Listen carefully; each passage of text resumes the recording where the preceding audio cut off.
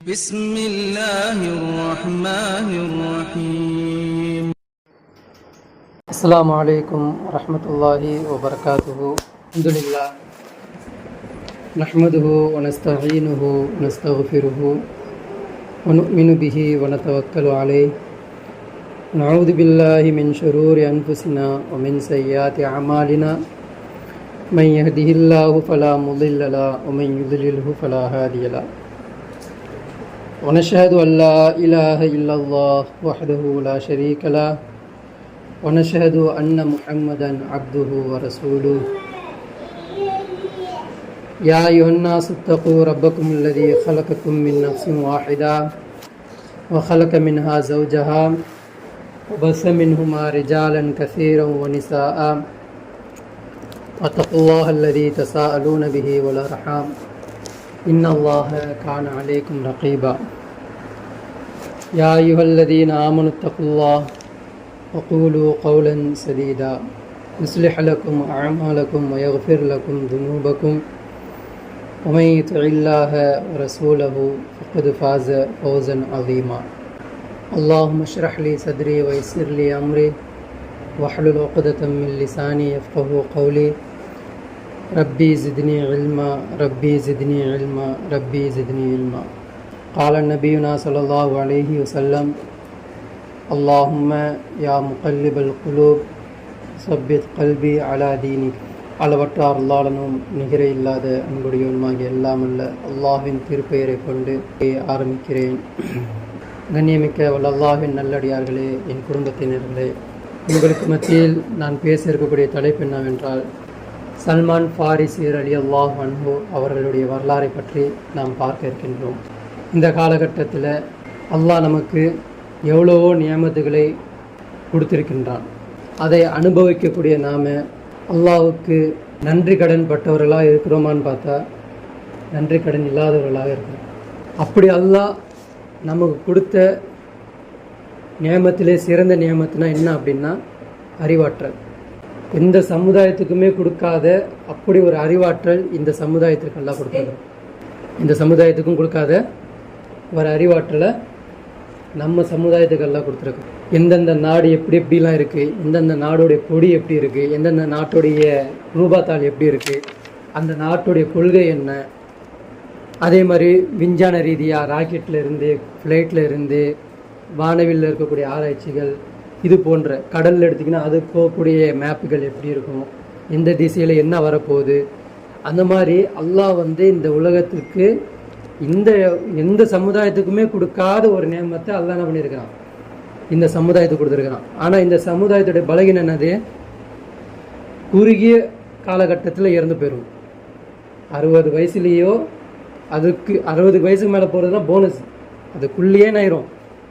நமக்கு ஏதாச்சும் ஒரு நோய் ஏதாச்சும் ஒன்று ஆகி நம்ம என்ன போயிடுவோம், குறுகிய காலகட்டத்தில் இறந்து போயிடுவோம். ஆனால் சுகம் அனுபவிக்கிறது பார்த்தா 300 வருஷம் வாழ்ந்தால் எவ்வளோ சுகம் அனுபவிப்போமோ அது சமுதாயம்லாம் எவ்வளோ வருஷம் வாழ்ந்தாங்க. அவங்களுடைய இளமை வயது அவங்களுக்கு எப்போ ஸ்டார்ட் ஆகும், 300 வயசில் தான் அவங்களுக்கு இளமையே ஸ்டார்ட் ஆகும். அப்போ அவங்க அவ்வளோ வயது அடைந்து எவ்வளோ சுகபோகம் அனுபவிப்பாங்களோ அது குறுகிய வட்டத்துக்குள்ள அந்த 60 ஆண்டுக்குள்ளேயே அவன் என்ன பண்ணிடுறான், எல்லா வகையான ஃப்ரூட்ஸை சாப்பிட்றான், எல்லா வகையான ஊருக்கு போகிறான், எல்லா வகையான விஷயங்களையும் அனுபவிக்கிறான். உடைகள்லேருந்து, ஆடைகள்லேருந்து, உணவுலேருந்து, வீடு கட்டுறதுலேருந்து, வெளியே சுற்றுறதுலேருந்து எல்லாத்தையுமே என்ன பண்ணுறான், உலக சார்ந்து தான் இவங்க யூஸ் பண்ணுறாங்களே தவிர இதில் இருக்கக்கூடிய 1% பொருளாதாரம் அந்த பொருளாதாரம் அல்லா பாதைக்கு போய் செலவு செய்யணுன்ற ஒரு கான்செப்ட் இல்லாமல், அறிவு வளர்க்கப்பட்ட அந்த அறிவு இதற்கு தான் யூஸ் பண்ணணுன்ற கான்செப்ட் விளங்கப்படாமல், உடல் ஆற்றல் இருந்தால் அந்த உடல் ஆற்றல் அல்லாவுக்கு தான் கொடுக்கணுன்ற ஒரு கான்செப்ட் இல்லாமல் நம்ம என்ன பண்ணிக்கிட்டு இருக்கோம், அல்லாவுடைய எல்லா நியமத்தையும் அனுபவிச்சுக்கிட்டு அல்லாவுக்கு குஃப்ரியத்தான ஒரு உலகமாக மாற்றி அதில் வாழ்ந்து கொண்டு இருக்கிறோம். எதன் பெயரில், நானும் ஒரு முஸ்லீம், நானும் ஒரு மும்மீன், நானும் ஒரு தொழுகையாளி, நானும் ஒரு நோம்பாளி, நானும் ஒரு ஹாஜி அப்படின்ற ஒரு போர்வையில் வாழ்ந்து கொண்டு இருக்கிறோம். ஆனால் உண்மையிலே நம்ம யாரும் கிடையாது. எந்த பட்டத்தை நம்ம சூட்டி கொண்டு சொல்கிறோமோ அந்த பட்டத்தை தாங்கக்கூடிய மனிதர்கள் நம்ம கிடையாது. அல்லாஹ் எப்படி கூப்பிட்றான் நம்மளை?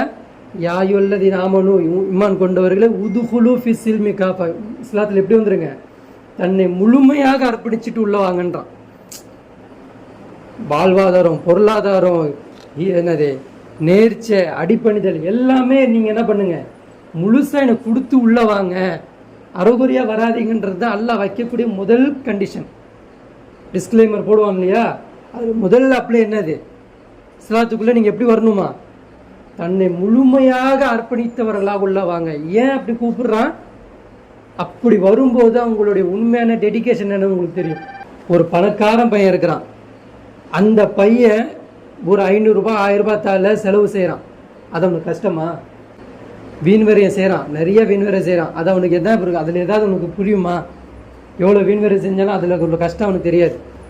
அதே ஒரு ஏழை தொழிலாளி பையன் மூட்டை தூக்கக்கூடியோ இல்லை ஒரு வேற ஏதோ ஒரு கான்ஸ்டபிளாக இருக்கக்கூடிய ஒரு வாட்ச்மேனாக இருக்கக்கூடிய அவருடைய பையன், அவனுக்கு ஒரு 10 ரூபா எவ்வளோ பெருசாக தெரியும் தெரியுமா? ஏன்? அந்த பணத்தோடைய மதிப்பு இல்லாத ஒரு கஷ்டம், அது இல்லையே அவனுக்கு இருக்கே எனக்கு இல்லைன்ற ஒரு கஷ்டம். அப்போது முஸ்லீமாக இருக்கக்கூடிய நமக்கு அல்லாஹ் என்ன பண்ணிட்டான், டீஃபால்ட்டாக அந்த பணக்காரனுக்குள்ள தன்மை நம்ம கொடுத்துட்டான். ஒரு பணக்காரனாக இருந்தால் அவனுக்கு 1000 ரூபாய் தாள் 10,000 ரூபாய் தாளுடைய மதிப்பு அவனுக்கு தெரியாது, 1 லட்சத்துடைய மதிப்பு அவனுக்கு தெரியாது. ஈஸியாக என்ன பண்ணிட்டு போயிடுவான், ஊர் சுற்றுறது, செலவு செய்கிறது, ஆடம்பர வாழ்க்கையை ஈடுபடுறது அவனுக்கு பெரிய விஷயமாவே இருக்காது. அந்த மாதிரி அல்லாஹ் நமக்கு என்ன பண்ணிட்டான் அப்படின்னா, தாயத்தில் பிறக்கும் போதே களிமா சொல்லக்கூடிய ஒரு குடும்பத்தில் கொடுத்தனால நமக்கு என்ன ஆயிடுச்சு, குரானை படிப்பதற்கும் அதில் இருக்கக்கூடிய விஷயங்களை அறிவதற்கும் நமக்கு என்ன இல்லை, பெரிய ஒரு விஷயமா இல்லை. குரான் தானே, அல்ஹம்துலில்லாஹ் ரப்பில் ஆலமீன் அர்ரஹ்மானி வலல்லாஹி நாமினா, ஒன்றும் இல்லை, இன்னும் என்ன ஒன்றும் இல்லை. அதோடைய அர்த்தத்தை விளங்கக்கூடிய சமுதாயமா இல்லை, அதோடைய கான்செப்ட் என்ன பேசுது, குரான் எதன்பால் அழைக்குது, எதற்கு போகணும், என்ன செய்யணும், நம்மளுடைய எக்ஸாம் என்னன்ற அறியக்கூடிய சமுதாயமா நமக்கு இல்லை. வீண்வரையம் செய்யக்கூடிய சமுதாயமா நம்ம இருக்கிறோம். நேமத்தை அல்லாஹ் ஒன்று கொடுத்தா அப்படின்னா நேமத்துக்கு என்ன பண்ணணும், நன்றி கடன் உள்ளவராக தான் நம்ம இருக்கணும். நம்ம எப்படிப்பட்ட நன்றி கடன் உள்ளவராக இருக்கிறோம்? 2 தொழுகை தொழுதுட்டு நான் பெரிய தொழுதுட்டேன், நான் தான் தொழுதுட்டு தானே இருக்கிறேன் அல்லாவுக்கு, நான் தான் நோம்பு வச்சுட்டு தானே, நான் தான் போய் பேசாமல் தானே இருக்கிறேன், நான் தான் உண்மையாளதானே தானே இருக்கிறேன், நான் யாரையும் போய் நான் விபச்சாரம் பண்ணாமல் தானே இருக்கிறேன். இது எல்லாம் சொல்லி காட்டக்கூடிய மனித சமுதாயம் நமக்கு என்ன தெரியல அப்படின்னா, அந்த பேஸுடைய அடிநாளங்கள் இருக்கு இல்லையா, அதோடைய வழி என்ன, அது எப்படிப்பட்ட சுவை, அதோடைய சுவை என்ன என்பதை நம்ம விளங்காமல் இருக்கிறோம். விளங்காதனால தான் இன்னைக்கு இஸ்லாம் எங்கே இல்லை, உலகத்தில் இஸ்லாம் இல்லை. இஸ்லாம் இல்லைன்ற ஒரு கவலை மனசுக்கு என்ன இல்லை. அது ஒரு வீடு இடிய போகுது, வீடு இந்த புயல் வந்துச்சுன்னா என் வீடு தாங்காது அப்படி இருக்கும்போது அந்த வீடுடைய கவனம் எப்படி இருக்கும் நமக்கு? நின்னா அந்த சிந்தனை, உட்காந்து அந்த சிந்தனை, பேசுனா அந்த சிந்தனை, எப்படி அதை ரெடி பண்ணுறது, எப்படி அதை சரி செய்கிறது, எப்படி அதை பராமரிப்பது யோசிக்கிறோமா? பெயிண்ட் அடிக்கலன்னா அந்த வீடு என்ன ஆயிரும், பின்னாடி வழியாக என்ன ஆயிரும், அடையே வீரல் விடும், அதுக்கப்புறம் என்ன ஆயிரும், மலத்து சாரல் படும், அதுக்கப்புறம் கொத்தாக விழ ஆரம்பிச்சிடும்.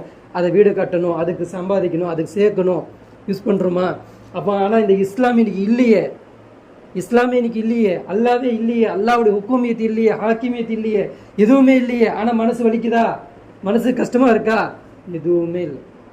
மனசு வலிக்கின்றதும் சொல்கிறோம், ஆனால் அதற்கு என்ன பண்ணணும், வேலை செய்யணும் இல்லையா, முயற்சி பண்ணணும் இல்லையா? பண்ணாமல் நீ வலிக்குதுன்னு சொன்னால் அது பேர் என்னது? அந்த சபையில் அந்த இருக்கும்போது நம்ம என்ன பண்ணுறோம், ஓகே அப்படின்னு சொல்கிறோம். வெளியே போனோடனே அதோடைய கான்செப்டை தெரியாமல் வேறு மாதிரி சிந்திச்சு வேறு மாதிரி போகிறோம் அப்படின்னா நமக்கு என்ன இருக்குது, உலகம் மேலே மோகம் அதிகமாக இருக்குது. அப்போ சைத்தான் நம்மளை எதை கொண்டு ஏமாற்றுவான், மறதியை கொண்டு தான் ஏமாற்றுவான். எதை கொண்டு ஏமாற்றுவான் சைத்தானுடைய டூல்ஸ் என்ன, மறதி. அவனை எடுக்கக்கூடிய ஒரே டூல்ஸ் என்ன எடுப்பாம, இவனை இந்த விஷயத்துலேருந்து மறக்கடிக்கிறதுக்கு என்ன செய்யணும். அப்போ அவனுடைய அவனுக்கு உள்ளே இருக்கிற பகன் என்னன்னு அவனுக்கு தெரியும். இவனுக்கு எதை காமிச்சா இவன் அந்த பால் போவான் அப்படின்றது. சில பேருக்கு ஃபோன் மேலே ஆர்வம், சில பேருக்கு படம் பார்க்குறது மேலே ஆர்வம், சில பேருக்கு இசை கேட்குற மேலே ஆர்வம், சில பேருக்கு ஊர் சுற்றுற மேலே ஆர்வம், சில பேருக்கு நல்லா சாப்பிடணுன்றது ஆர்வம், சில பேருக்கு ஆடம்பர செலவு செய்யணும்னு ஆர்வம், சில பேருக்கு என்ன பண்ணுறது உலகத்திலே சம்பாதிக்கிறதுன்ற ஆர்வம். இந்த மாதிரி ஆர்வத்தில் என்ன பண்ணிடுறான் மனுஷன், போயிடுறான். அப்போது அல்லாஹ் என்ன பண்ணுவான் அப்படின்னா, இப்படிப்பட்ட சமுதாய மக்களுக்கு பார்த்து அல்லாஹ் கேட்பான், உன்னுடைய காலத்தில் குரான் இருந்துச்சுல்ல, உன்னுடைய காலகட்டத்தில் நபி எதுக்கு அனுப்பப்பட்டார்னு தெரியும்ல, நபி உனக்கு நபியா உலகத்துக்கு நபியான்னு கேட்பான்ல, அப்போ உலகத்துக்கு நபின்னு உனக்கு தெரியும்லே, அப்போ உலகத்துக்கு நபியோட ஃபார்முலாவை ஃபாலோ பண்ண நாடு எது? எதுவுமே இல்லை. அப்போ அல்லாஹ் என்ன பண்ணுவான்னா இந்த நபரை கொண்டு வந்து உங்களுக்கு முன்னாடி வைப்பான். நான் யாரை பேச போகிறேனோ, நான் யாரை பற்றி சொல்ல போகிறேனோ, இவங்களை எல்லாம் உங்களுக்கு முன்னாடி கொண்டு வந்து ரோல் மாடலாக நிப்பாட்டுவான். போன வாரம் நான் யாரை பற்றி பேசினேன்? முஸாப் இப்னு உமைர் ரலியல்லாஹு அவங்களுடைய டெடிகேஷன் என்னது? என்னது அவங்க டெடிகேஷனு? என்ன கொடுத்தாங்க அல்லாஹ்வுக்காக வேண்டி?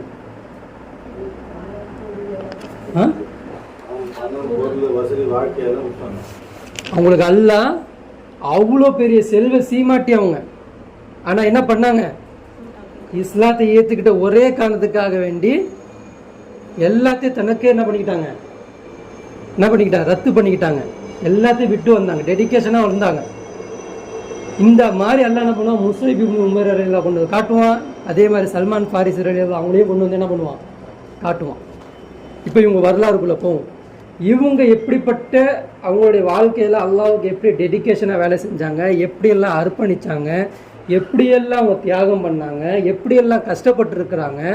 ஆனால் இதுக்கு முன்னாடி நாம் எப்படி இருக்கிறோம், நாம் எந்த அளவுக்கு அல்லாஹ்வுக்கு ஈடுபாடோடு இருக்கிறோம், எந்த அளவுக்கு அல்லாஹ்வுக்கு நம்ம அப்துல்லாவாக இருக்கிறோம், அல்லாஹ்வுக்கு அடிபணிஞ்சு எந்த அளவுக்கு இருக்கிறோன்றத உங்களுடைய வாழ்க்கையை நீங்கள் கம்பேர் பண்ணி பாருங்கள்.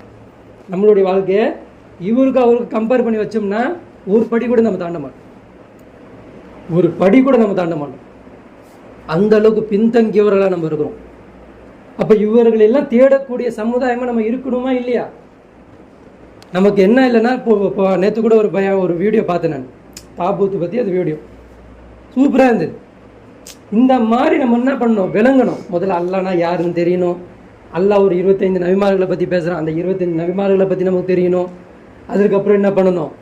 அந்த நபிமார்கள் அப்புறம் எதுக்கு வந்தாங்கன்றது தெரியணும். அதுக்கப்புறம் ரசூல் ஸல்லல்லாஹு அலைஹி வஸல்லம் வாழ்க்கை வரலாறு எடுக்கணும். அந்த வாழ்க்கை வரலாறு 1446 வருஷம் இருக்கிறோம். இத்தனை வருஷத்துக்குள்ள ஹிஸ்ட்ரி நமக்கு தெரியணும். நமக்கு தெரியணும். இது தெரிஞ்சாதான் நமக்கு என்ன பண்ண முடியும்?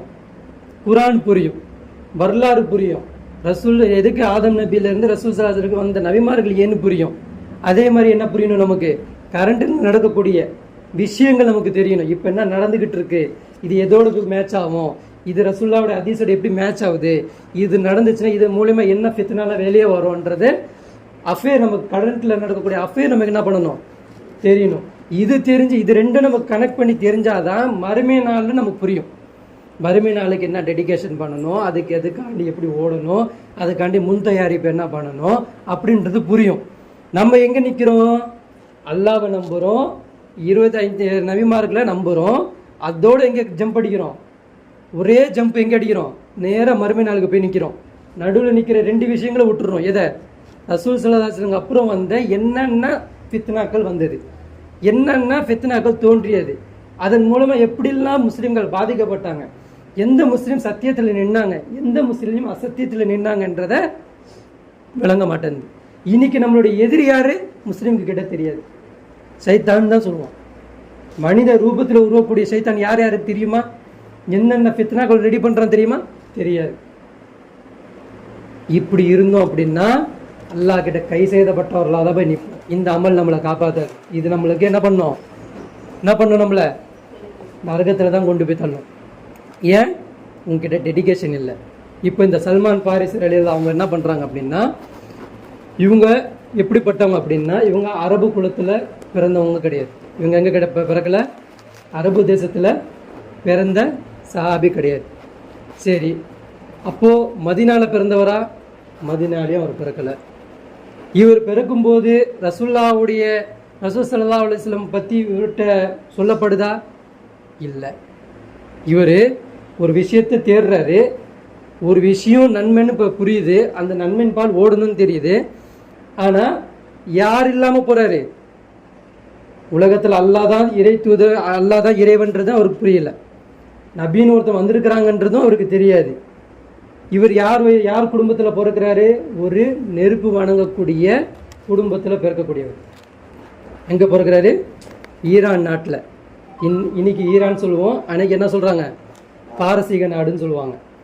அங்கே இஸ்பஹான் என்ற ஒரு இடத்துல என்ன பண்ணுறாரு? இவர் பிறக்கிறாரு.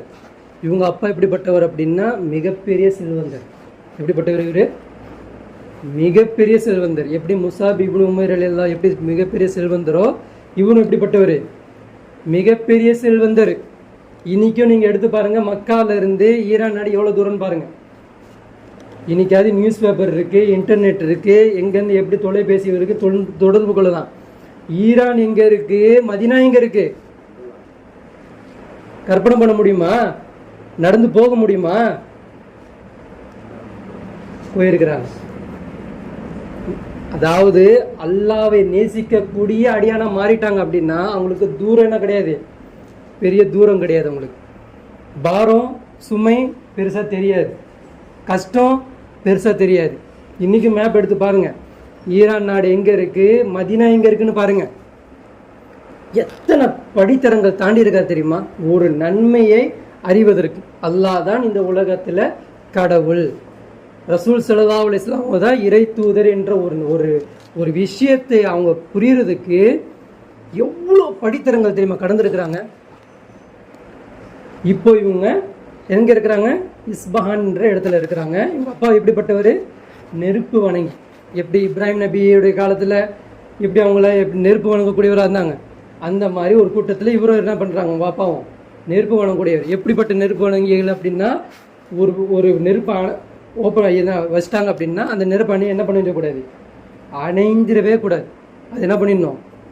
பகல அந்த நெருப்புக்கு எண்ணெய் ஊற்றணும், குச்சி வைக்கிறது, அந்த மாதிரி. அது அக்னி கல்ச்சர்னா சொல்லுவாங்களா, அக்னி பூஜை பண்ணுவாங்க இல்லையா, அந்த மாதிரி ஒரு பூஜை செய்யக்கூடிய ஒரு குடும்பம். இந்த குடும்பத்தில் இவர் இருக்கிறார். இவருக்கு என்ன அப்படின்னா தோணுது அப்படின்னா, இந்த நெருப்பு அணையக்கூடாதுன்றாங்க, இதுதான் கடவுளுன்றாங்க, இதுதான் கொடுக்குன்றாங்க. ஆனால் நான் நெருப்பு நான் என்ன போடலை அப்படின்னா இது என்ன ஆயிரும்? அணிஞ்சிடும்.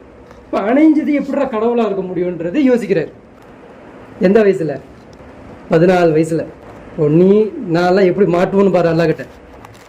நீங்களும் நானும் அல்லாஹ்கிட்ட எந்த அளவுக்கு மாட்ட போகிறோன்னு பாருங்க. எந்த வயசில் யோசிக்கிறாரு? 14 வயசில் இதை யோசிக்கிறார். என்னன்னு, இந்த தீ நான் வச்சாதான் அணையணும். ஆனால் கான்செப்ட் என்னது? இதை அணையாமல் பார்த்துக்கணும். இது அணைஞ்சிச்சுன்னா என்ன ஆயிடும்? கடவுள் அவன் வீட்டை விட்டு என்ன பண்ணிடுவார்? வெளியே போயிடுவார். அப்போது வாப்பா என்ன பண்ணுறாரு? மகனை வெளியே விடலை. செல்வந்த பணத்துக்குலாம் அவனுக்கு கஷ்டம் இல்லை.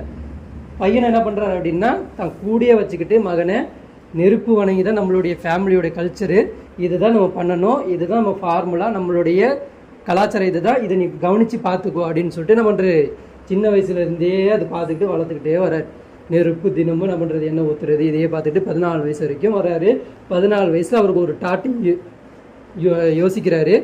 இப்படி பண்ணால் இது எப்படா கடவுளாக இருக்குன்ற மாதிரி யோசிச்சுக்கிட்டு இருக்கிறாரு. இவருக்கு ஒரு இது சரியாக புரிதல் இல்லாமல் இருக்குது. ஒரு நாள் அப்பா என்ன பண்ணுறாரு அப்படின்னா, சந்தைக்கு போகணும். எங்கே போகணும்? வெளியே போகணும், வியாபாரத்துக்கு போகணும். அவரால் போக முடியல. அப்போ மகன்ட்டு என்ன பண்ணுறாரு, நீ இந்த வேலை செஞ்சுட்டு வந்துரு மகனே அப்படின்னு சொல்லிட்டு என்ன பண்ணுறாரு, அவ்வளோ நாள் வீட்லேயே கிடந்த மகனை என்ன பண்ணுறாரு, ஒரு வியாபாரத்துக்காண்டி முதல்ல வெளியே அனுப்புறாரு. போய் பார்த்துட்டு வா அப்படின்னு சொல்லிட்டு என்ன பண்ணுறாரு, இந்த வேலையை முடிச்சுட்டு வான்னு சொல்லிட்டு கொடுத்து வெளியே அனுப்புறாரு. இப்போ தான் இவர் வெளியே உலகத்துக்கு வர்றாரு. எந்த வயசில்? 14 வயசில் வெளியே வர்றாரு. வெளியே வந்தால் மக்களுடைய கல்ச்சரை பார்க்குறாரு, மக்களுடைய வணக்க வழிபாடுகளை பார்த்துக்கிட்டு இருக்காரு.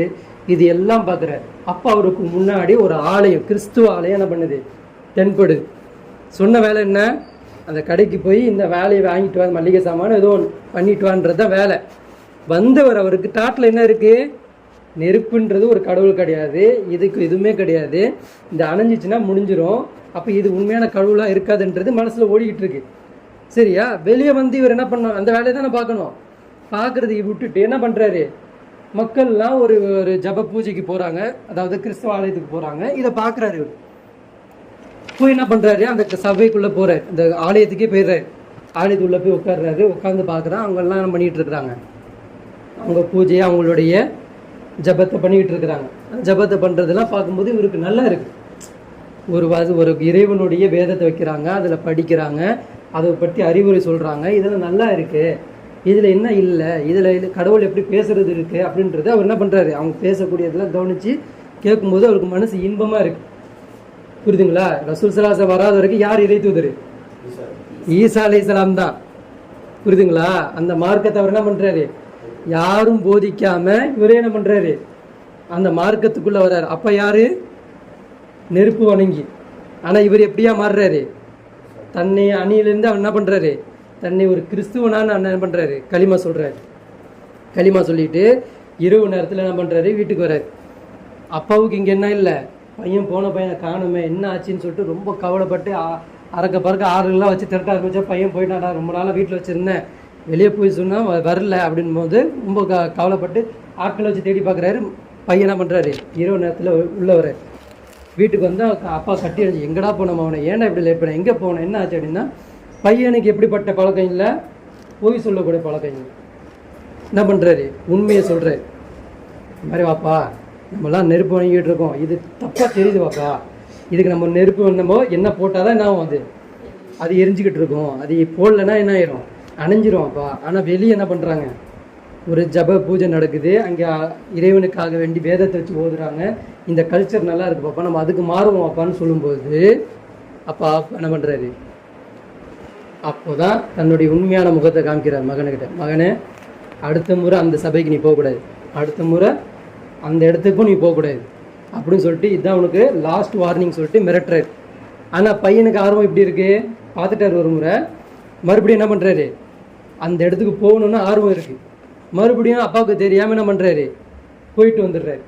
இது அப்பாவுக்கு தெரிஞ்சோன்னா அப்பா என்ன பண்ணுறாரு, கை காலை கட்டி போட்டு வச்சிடறாரு. இதே தான் யாருக்கு நடக்கும், முசைப் இப்னு உமருக்கு ரலியல்லாஹு நடக்குதா, இவருக்கு என்ன பண்ணுறாங்க. இப்போ இவருக்கு என்ன தெரியாது, குர்ஆன் தெரியாது. அந்த பக்கம் ரசூல் ஸல்லல்லாஹு அலைஹி வஸல்லம் அங்கே என்ன பண்ணிட்டு இருக்காங்க, மக்கால நான் தான் நபின்றதை பிரச்சாரம் பண்ணிக்கிட்டு இருக்காங்க. யாரும் ஏற்றுக்க மாட்டேன்றாங்க. என்ன பண்ணுறாங்க, யாரும் ஏற்றுக்க மாட்டேங்கிறாங்க. 13 வருஷ வாழ்க்கை இங்கே பிரச்சாரம் நடந்துக்கிட்டு இருக்கு. இங்கே ஒருத்தர் என்ன பண்ணிக்கிட்டு இருக்காரு, சத்தியத்தை தேடிக்கிட்டு இருக்காரு. என்ன பண்ணிக்கிட்டு இருக்காரு, சத்தியத்தின் பால் ஓடிக்கிட்டு இருக்காரு. சத்தியத்தை நிலைநாட்டணுன்ற சிந்தனை இருக்கு. சரிங்களா? அப்போ அப்பாவுக்கு எதிராக என்ன பண்ணுறாரு, சூழ்ச்சிவம் பண்ணிட்டு வெளியே போயிட்டு கற்றுக்கிட்டு வர்றாரு. அந்த சபைக்கு போகிறாரு, இப்போ கிறிஸ்துவ சபைக்கு போகிறாரு. போயிட்டு அந்த இறுதி அடையாளங்கள்லாம் இருக்குல்ல, மறுமை நாளுடைய இறுதி அடையாளங்கள், அதெல்லாம் கற்றுக்கிறாரு. அவர் பைபிளை படிக்கிறாரு, படிச்சுட்டு கற்றுக்கிட்டு இருக்கிறாரு. இது ஒரு நாள் அப்பாவுக்கு தெரிஞ்சோடனே கட்டி போட்டு வச்சிடுறாரு. கட்டி போட்டு வச்சோடனே இவர் என்ன பண்ணுறாருன்னா, அடுத்த பிள்ளை என்ன பண்ணுறாரு அப்படின்னா, ஊழியர்கள் இருப்பாங்க இல்லையா, ஊழியர்கள்ட்ட கேட்குறாரு, இந்த மாதிரி வந்து நான் சபைக்கு போனேன், ஷாம் பிரதேசத்துலேருந்து ஒருத்தவங்க வரும், ஒரு பாதிரிமார் கூட்டம் வரும்னு சொல்லியிருக்கிறாங்க, அது என்னைக்காவது வந்துச்சுன்னா என்கிட்ட சொல்லுங்க அப்படின்றாங்க. அதே மாதிரி என்ன ஆகுது அப்படின்னா, ஷாம் பிரதேசத்திலேருந்து சில பாதிரிமார்கள்லாம் என்ன பண்ணுறாங்க, எங்கே வராங்க, அந்த இஸ்பான் என்ற இடத்துக்கு வராங்க. பந்துனி இவர் என்ன பண்ணுறாருன்னா, தன்னுடைய கவதை அந்த இதெல்லாம் போட்டிருக்காங்க, பூட்டு எல்லாத்தையும் உடைச்சிட்டு அவ்வளோதான் வீட்டை விட்டு வெளியே போயிடுறாரு. எந்த வயசில் வர்றாரு, 16 வயசு கிட்ட இருக்கும், வெளியே வந்துடுறாரு. இதுக்கப்புறம் அவர் வீட்டுக்கு போகல. அவருக்கு சாப்பாடு கவலை இல்லை, வீட்டில் வீடு கட்டணுன்ற கவலை இல்லை, எல்லாமே ஆல்ரெடி இருக்குது, உட்காந்து அனுபவிச்சா போதும். ஆனால் எதை தேடுறாரு, எதை மனசு தேடுது, இயற்கையின் பால் தேடுது, இயற்கையின் மதன் பால் தேடுது, இயற்கையின் அல்லாவின் பால் தேடுது மனம். அப்போது வீட்டை விட்டு வெளியே போயிடணும். இனி இங்கே இருந்தோம்னா எங்கள் அப்பா என்ன பண்ணுவார், இதே நெருப்பை தான் வணங்க வைப்பார், எனக்கு இதில் உடன்பாடு இல்லைன்னு சொல்லிட்டு சின்ன வயசுலேயே என்ன பண்ணிடுறாரு, வீட்டை விட்டு வெளியே வர்றாரு. யாருடைய சொல் பேச்சு கேட்டு, யாராவது சொன்னாங்களா, நீ போயிரு, நீ இருக்காத, இதுதான் சத்தியம் சொன்னாங்களா? உள்ளத்தில் போராட்டம், உள்ளத்தில் ஒரு போர், இது நம்ம பண்ணணும். நமக்கு 2 பேர் தெரியும். ஒருவே எப்படி இருக்கும், ஈஸியாக இருக்கும், நல்லா இருக்கும், சுகபோகமாக தெரியும். ஒருவே எப்படி இருக்கும், ரொம்ப கஷ்டமாக இருக்கும், அதில் போனாலே ரொம்ப வாழ முடியாதுன்னு தெரியும். ஆனால் எந்த ரூட் எடுக்கணும், எந்த வே போகக்கூடாதுன்னு மனசு சொல்லுதோ அந்த வே கிட்ட தான் மனசுக்கிட்ட போராட்டம் பண்ணி அந்த வே கிட்ட போகணும். இது எல்லாம் அவரை கம்பேர் பண்ணி நம்மளை பேசுவாங்க. அப்போ அவர் என்ன பண்ணுறாரு, கிளம்பி போகிறார். போய் அந்த ஷாம் பிரதேசத்தில் அந்த பாதிரிமார்கிட்ட போகிறாரு. அவங்க என்ன பண்ணுறாங்க, அவரை ஷாம் பிரதேசத்துக்கு கூப்பிட்டு போயிடுறாங்க. வந்தவங்க ஷாம் பிரதேசத்துக்கே கூப்பிட்டு போயிடுறாங்க. கூட்டிகிட்டு போயிட்டு என்ன பண்ணுறாரு, அவருக்கு என்ன இதுன்னா, எப்படி அந்த மரியம் அலைஹிஸ்ஸலாம் வந்து அல்லாவுக்கு நேர்ச்சி செஞ்சு அங்கே இருந்துறாங்களோ அந்த மாதிரி பாதிரிமார்கிட்ட நான் இருந்துடணும், அவங்களுக்கு ஒரு பணிவிடை செய்யக்கூடிய வேலை செய்யக்கூடிய ஒரு இளைஞனா நான் இருந்துக்கணும், அங்கே இருந்து கல்வி கற்றுக்கணுன்ற மாதிரி அவருக்கு ஒரு ஆசை. அப்போ எங்கே போயிடுறாரு? ஷாம் பிரதேசத்துக்கு போயிடுறாரு. போயிட்டு அங்கே ஒரு பாதிரிமார்ட்ட ஒப்படைச்சு இருக்கிறார். அங்கே அவர் சொல்லக்கூடிய பயானு போதனைகள் எல்லாம் கேட்டுக்கிட்டு வளர்றாரு. மக்கள் என்ன பண்ணுறாங்க, கொண்டு வந்து தர்மத்தை பற்றி பேசுகிறாருன்னு வச்சுக்கோங்களேன். தர்மத்தை கொடுங்க, இறைவன் பாதையில் கொடுங்க அப்படின்னு சொல்லிட்டு பேசுவார். பேசும்போது மக்கள் என்ன பண்ணுவாங்க, வாரி கொண்டு வந்து தர்மத்தை கொடுப்பாங்க. அப்போ இவர் என்ன பண்ணுறாருன்னா, அந்த தர்மத்தெல்லாம் எடுத்துகிட்டு போயிட்டு மக்கள்கிட்ட கொடுக்காம இவர் என்ன பண்ணுறாரு, வீட்டுக்குள்ளே போட்டுட்டு வீட்டில் வச்சுக்கிறார். இவருக்கு வச்சுக்கிறார்.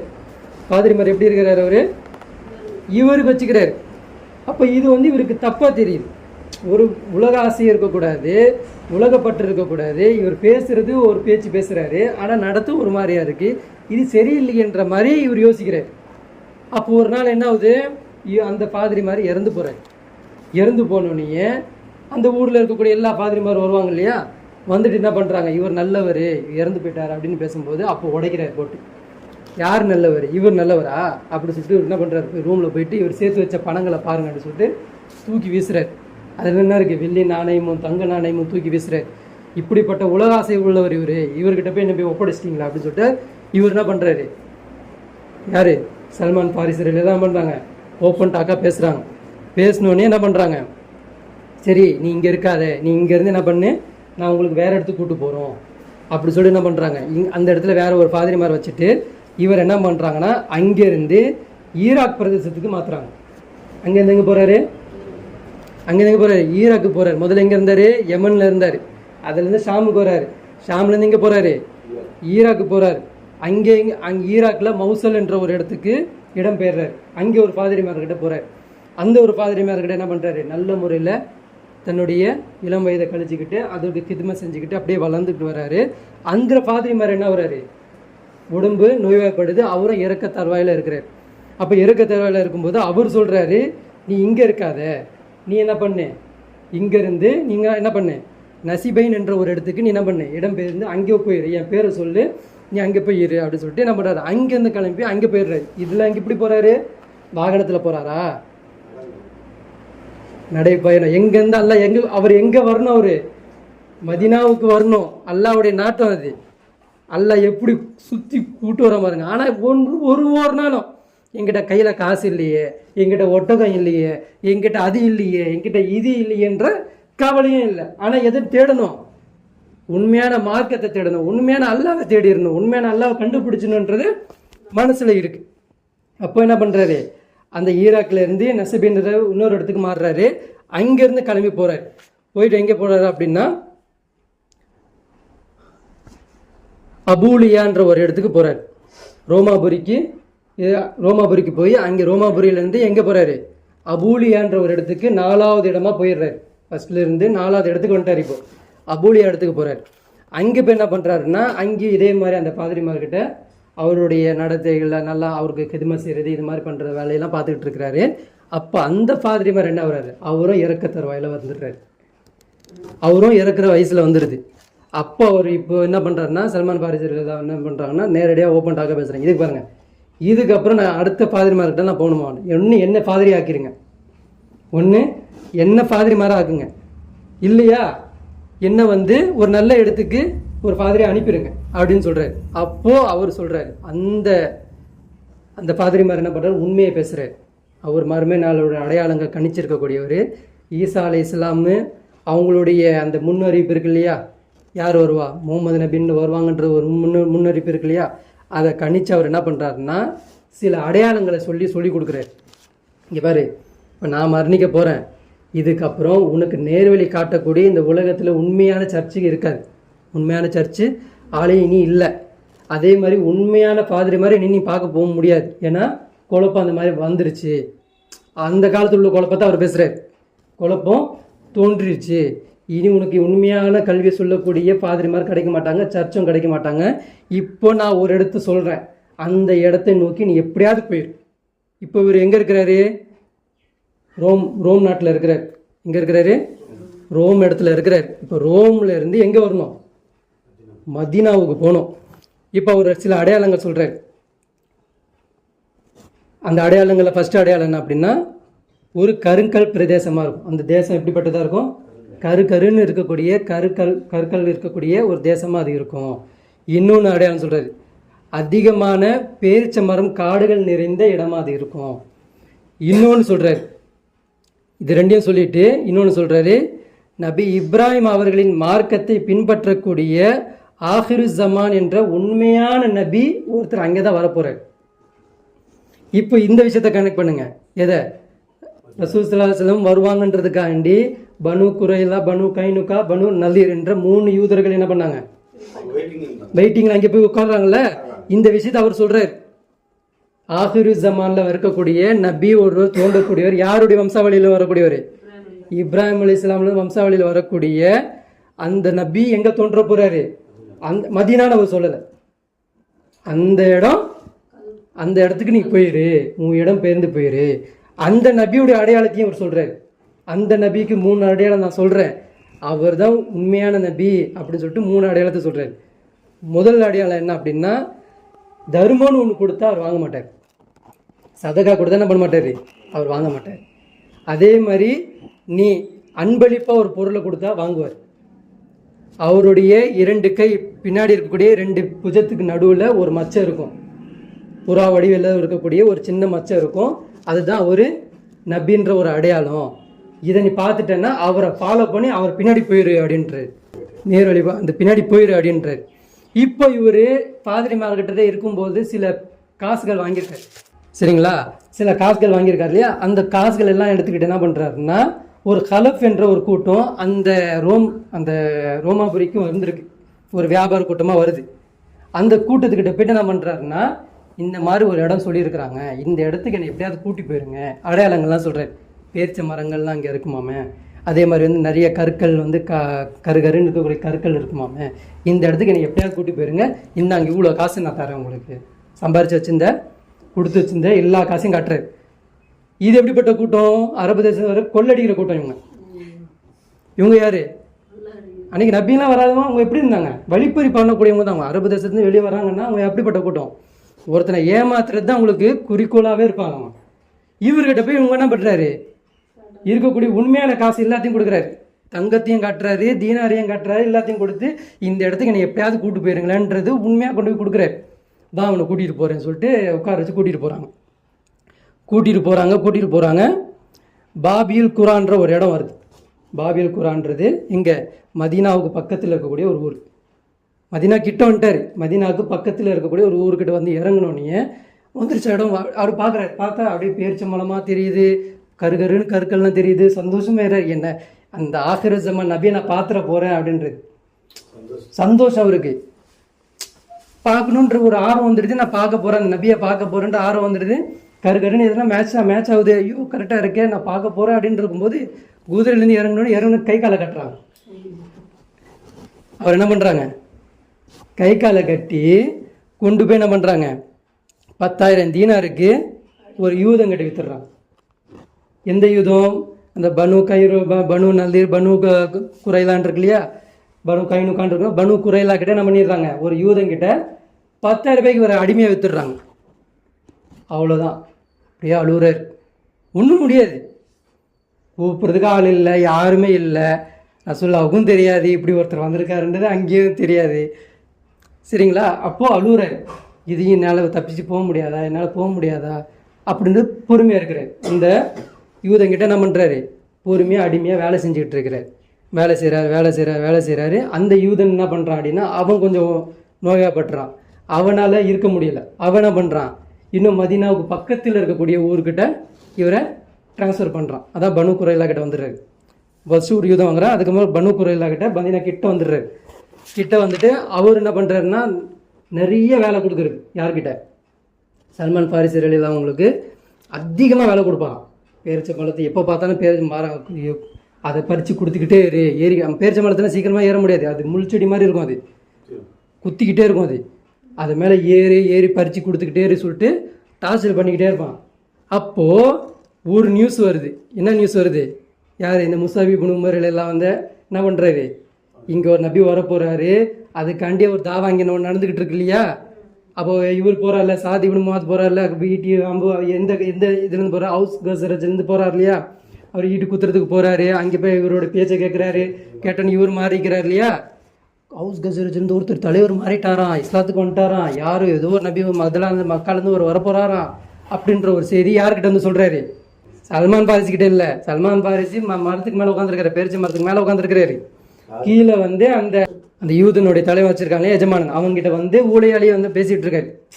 உள்ள வீட்டில் வேலை செய்யக்கூடிய அந்த என்ன பண்ணுறாரு, அவன் வந்து சொல்லிகிட்டு இருக்காரு, மருத்துவ ஹவுஸ்லேருந்து ஒருத்தர் மாறிட்டாராம், இந்த மாதிரி ஒருத்தர் வரப்போகிறாராம் அப்படின்னு சொன்னோன்னே மேலே அவர் கேட்குறதுக்கு அவருக்கு என்ன ஒரு விஷயம், நம்மளுக்கு பிடிச்ச விஷயம் செஞ்சால் என்ன ஆயிரும், தன்னை நிலை மாறி கீழே விழுந்துரும் பார்த்தீங்களா, அந்த நிலைக்கு நான் வந்துட்டேன் அப்படின்ட்டு அது பிற்காலத்தில் சொல்கிறார்.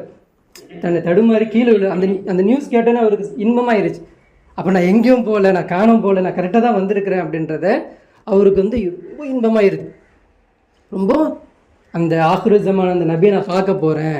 ஏன்னா எத்தனை ஃபாதிமாரை கடந்து வர்றாரு, எத்தனை கியாமத்தினோட அடையாளங்கள் கழிக்கிறாரு. அப்போ இதெல்லாம் கேட்டுட்டு அவருக்கு சந்தோஷமாயிருது. கேட்டு என்ன பண்ணுறாரு, நேராக இறங்குறாரு. இறங்கிட்டு அந்த ஊழியர்கிட்ட சில வருமானம் வாங்கி வச்சுருப்பார் இல்லையா, அதை எடுத்துக்கிட்டு என்ன பண்ணுறாருன்னா நேராக இங்கே வர்றாரு. அந்த டைமில் வரும்போது மதீனாவுக்கு ரசூல் ஸல்லல்லாஹு தான் வந்துடுறாங்க. அப்போ நேராக ரசூல் ஸல்லல்லாஹு வர்றாரு. ரசூல் ஸல்லல்லாஹு ஒரு சாபியோட உட்காந்து பேசிக்கிட்டு இருக்கிறாங்க. நேராக பேரிச்சை பழத்தை கொண்டு வந்துட்டு நேராக இப்போது பரிசோதனை பண்ணணும். 3 அடையாளங்கள் இப்போ பரிசோதனை பண்ணணும். அந்த கட்டாயத்தில் நிற்கிறார் அவர். யார்ட்டையும் கேட்க முடியாது, இவர் உண்மையானதான் கேட்டால் சொல்லிடுவாங்க. ஆனால் இவர் யார்ட்டையும் பேச, ஏன்னா அடிமை இல்லை, பேச முடியாது, எதுவும் பண்ண முடியாது. அப்போ இவர் என்ன பண்ணுறாருன்னா பேரிச்சை பழத்தை எடுத்துகிட்டு வந்துட்டு நேராக வந்துட்டு இந்த மாதிரி உங்களுடைய உபதேசம்லாம் கேட்டேன், நல்லா இருக்குது, இந்தாங்க, இது வந்து உங்களுக்கு நான் சதகாவாக கொடுக்குறேன், தர்மமாக கொடுக்குறேன் அப்படின்னா. அப்போ ரசூல் சொல்கிறேன், தர்மம் நபிக்கு ஆகாது, நபிக்கு ஹராம், தடை செய்யப்பட்டது, நான் நபியாக இருக்கிறேன், எனக்கு இது என்ன கிடையாது, சதக்கா நாங்கள் வாங்கக்கூடாது, என் தோழர்களுக்கு கொடுத்துருங்க அப்படின்னு சொல்லிட்டு கொடுக்குறாங்க. சந்தோஷம்னா சந்தோஷம். ஐயோ ஒரு அடையாளம் மேட்ச் ஆயிடுச்சு, இன்னொரு அடையாளம் பண்ணணுமே அப்படி சொல்லிட்டு என்ன பண்ணுறாரு, மறுபடியும் போயிட்டு என்ன பண்ணுறாரு, அந்த தோட்டத்தில் பேரிச்சை பழ தோட்டத்தில் போயிட்டு மறுபடியும் சில பேரிச்சை பழங்கள்லாம் எடுத்துக்கிட்டு என்ன பண்ணுறாரு, மறுபடியும் மறுநாள் இந்த மாதிரி போயிட்டு வரதை யார் பார்த்துடுறான், எஜமானன் பார்த்துடுறான். பார்த்துட்டா அவனுக்கு ஆல்ரெடியே இவர் நபின்றது அவங்களுக்கு பொறுக்காது, யூதனுக்கு பொறுக்காது. இப்போ இவன் வேறு போயிட்டு வரானா இன்னுக்கும் இவருக்கு யாருக்கு, அந்த எஜமானனுக்கு. அப்போ இவர் என்ன பண்ணுறாரு, 2வது டெஸ்ட்டுக்கு கிளம்பிட்டார். 2வது டெஸ்ட் எடுத்துகிட்டு வர்றாரு. அன்றைக்கி நான் வந்து உங்களுக்கு சதகா கூட வாங்க மாட்டேன்ட்டீங்க, இப்போ நான் உங்களுக்கு அன்பளிப்பாக கொடுக்குறேன், இதை வாங்கிக்கோங்களேன் அப்படின்றது. அன்பளிப்புனா கொடுங்க, நான் வாங்குறேன் அப்படின்னு சொல்லிட்டு என்ன பண்ணுறாங்க, ரசூல் ஸல்லல்லாஹு வாங்கி அது 2 பேரிச்சை பழம் சாப்பிட்டு இருக்கவங்களுக்கு இப்படி கொடுக்குறாங்க. கொடுத்தா 2வது ஐயோ வாங்கிட்டாரே, சதகாவும் வாங்கிட்டாரு, இது வாங்கிட்டார், அன்பளிப்பு வாங்கிட்டாரு அப்படின்னு சொல்லிட்டு சந்தோஷம் தாங்க முடியல. இப்போ என்ன பண்ணுறாரு, மறுபடியும் அந்த ஊழியர் அந்த எஜமான்கிட்டே போயிட்டு வேலை செஞ்சுக்கிட்டு இருக்கிறாரு. இப்போ 3வது அடையாளம் எப்படி பார்க்க முடியும், மச்சத்தை பார்க்கணும், எப்படி பார்க்க முடியும், யோசிக்கிறார் என்ன பண்ணுறது அப்படின்னு. நேரம் கிடைக்கும் போதெல்லாம் ரசூல் ஸல்லல்லாஹு அலைஹி வஸல்லம் பின்தொடர்ந்துக்கிட்டே இருப்பாங்க, ஃபாலோ பண்ணிக்கிட்டே இருப்பார். என்னைக்காவது ஒரு முறை ஏதாவது மாற்றம் நடந்துடாதா, எடுத்துட மாட்டாரா, பார்த்துடலாமா அப்படின்னு. அதுக்கேற்ற மாதிரி ஒரு சூழல் அமையுது. அன்சாரி குளத்தில் சேர்ந்த ஒருத்தர் என்ன பண்ணுறாரு, இறந்து போயிடுறாங்க. அவரை அடக்கம் செய்கிறதுக்கு ஜன்னத்துல் பக்கீக்கு நம்ம ரசூல் ஸல்லல்லாஹு அலைஹி வஸல்லம் போய் அந்த கபரிஸ்தானில் போயிட்டு அடக்கம் பண்ணிவிட்டு ரிட்டர்ன் வராங்க. ரிட்டர்ன் வந்தால் ரசூல் ஸல்லல்லாஹு அலைஹி வஸல்லம் தெரியாமல் ஒருத்தர் ஃபாலோ பண்ணிக்கிட்டே இருக்கிறார். அது ரசூல் ஸல்லல்லாஹு அலைஹி வஸல்லம் தெரிஞ்சிருச்சு, ஒருத்தர் ஃபாலோ பண்ணுறாருன்றதே தெரிஞ்சிருச்சு. அப்போ என்ன பண்ணுறாங்கன்னா இவனுக்கு பார்த்துட்டு என்ன பண்ணுறாங்க, இப்படின்னு சொல்லிட்டு ரசூல் ஸல்லல்லாஹு அலைஹி வஸல்லம் இப்படி பார்க்குறாங்க. இப்படி திரும்ப அவர் வேறு எதாவது ஆகுற மாதிரி இந்த மாதிரி சேட்டைகள்லாம் அவர் பண்ணியிருக்கிறார். வேறு யார்ட்டையும் பேசுகிற மாதிரி நின்றுக்கிறது இந்த மாதிரி. அப்போ ரசூல் ஸல்லல்லாஹு அலைஹி வஸல்லம் என்ன பண்ணுறாங்க அப்படின்னா, இவர் இதை பார்க்க தான் துடிக்கிறாரு அப்படின்னு சொல்லிட்டு தெரிஞ்சு போயிடுது. அப்போது சல்மான் பாரிசி இங்கே வாங்க அப்படின்றான். போகிறார். போனால் தன்னுடைய முதுகு எடுத்து காமிக்கிறார். ரசூல் ஸல்லல்லாஹு அலைஹி வஸல்லம் என்ன பண்ணுறாங்க, பெரிய அப்பா ஜுப்பாலாம் கிடையாது ரசூல் ஸல்லல்லாஹு அலைஹி வஸல்லம். கீழே ஒரு லுங்கி, மேலே ஒரு சால்வா, அவ்வளோதான். அவங்க தொழுதாங்கன்னா அக்கில் என்ன பண்ணுவோம் தெரியும், வெண்மை தெரியும். தெச்ச ஆடெல்லாம் கிடையாது ரசூல். அது மாதிரி தான் எல்லா சாபாலும் எப்படி இருப்பாங்க, ட்ரெஸ்ஸு அவங்களுக்குலாம் ஒரு பொருட்டாகவே இருக்காது. அவங்களாம் வந்து ஆடையை மறைச்சிக்கிட்டு அப்படியே இருப்பாங்க. அப்போது ரசூல் ஸல்லல்லாஹு அலைஹி வஸல்லம் பண்ணுறாங்க, இதை தானே பண்ணி பார்க்க துடிக்கிற இந்தாப்பா அப்படி சொல்லிட்டு என்ன பண்ணுறாங்க, தன்னுடைய சால்வையை புரட்டி முதுகு காமிக்கிறாங்க. அந்த மச்சத்தை பார்த்தோன்னே உடனே ரசூல் ஸல்லல்லாஹு கட்டி பிடிச்சி முத்தம் கொடுக்குறாரு. முத்தம் கொடுத்தோன்னு ரசூல் சொல்கிறாங்க, இந்த உதடு அல்ல என்ன பண்ண மாட்டான், நரகம் ஒன்று தீண்டாது இந்த உதடு. உடனே சொல்கிறாங்க, இந்த உதடு அந்த முத்தம் கொடுத்தோன்னே ரசூல் ஸல்லல்லாஹு சொல்கிறாங்க, இந்த உதடு என்ன பண்ணிடாது, நரக நெருப்பு இந்த உதட தீண்டாது அப்படின்றாங்க. அப்போ பாருங்க ரசூலுல்லாஹி எந்த அளவுக்கு புனிதமானவங்க. அப்போ அவர் சொல்லிட்டு என்ன பண்ணுறாங்க, இந்த மாதிரி அதே இடத்துல இந்த மாதிரி இன்னும் அவங்களுடைய ஹிஸ்ட்ரியை சொல்கிறாரு. நான் இப்படி இருந்தேன், நான் இப்படி இருந்தேன், இது வர்றதுக்கு எனக்கு இத்தனை வருஷங்கள் ஆயிடுச்சு அப்படின்றார். இவர் என்ன பண்ணல, பத்ரு போர் கலந்துக்கல, உஹது போர் கலந்துக்கல, இதெல்லாம் இவர் கலந்துக்கல. ஏன்னா இவர் அடிமையாக இங்கே இருக்கிறார். சரிங்களா? அப்போது இத்தனை வருஷம் எனக்கு ஆயிடுச்சுன்ற அந்த இது வரலாறு சொல்லும்போது ரசூல் ஸல்லல்லாஹு அலைஹி வஸல்லம் என்ன பண்ணுறாங்க, அவரை கட்டி அணைச்சி உடனே அதே இடத்துல இதுதான் இந்நேரம் மார்க்கம் அப்படின்னு சொல்லிட்டு இஸ்லாத்தை தழுவுறாரு. யார்? அப்போ தான் களிமா சொல்கிறார். சல்மான் பாரிஸ் ரலியல்லாஹு என்ன பண்ணுறாங்க, களிமா சொல்கிறாங்க. களிமா சொல்லி ஏற்றுக்கிறாங்க. ஏற்றுக்கிட்டு அதுக்கப்புறம் என்ன பண்ணுறாரு, தன்னுடைய எஜமான்கிட்டே போகிறார், வேலை செய்ய போகிறார். வேலை செய்யும்போது மறுநாள்லேருந்து வரல. யாரும் வரல, சல்மான் பாரிஸ் ரலியல்லாஹு வரல. ரொம்ப நாள் ஆயிடுச்சு வரல. ஒரு நாள் என்ன பண்ணுறாரு, எப்படியோ தப்பிச்சு நைட் டைமில், இரவு டைமில் தூங்குகிற டைமில் தூங்காமல் இரவில் வந்து பார்க்க வர்றாரு. இரவில் ரசூலுல்லாஹி பார்க்க வர்றாரு. பார்க்கும்போது என்ன ஆச்சு அப்படின்னா, இந்த மாதிரி உங்களுக்கு வர்றது தெரிஞ்சு போய் என்ன பண்ணுறான், ஒரு நிமிஷம் கூட ரெஸ்ட்டு கொடுக்காம வேலை அதிகமாக கொடுக்குறான். நிறையாவே அடிமைன்னு சொல்லிட்டு ஒரு வேலை கொடுத்துட்டு இருந்தான்.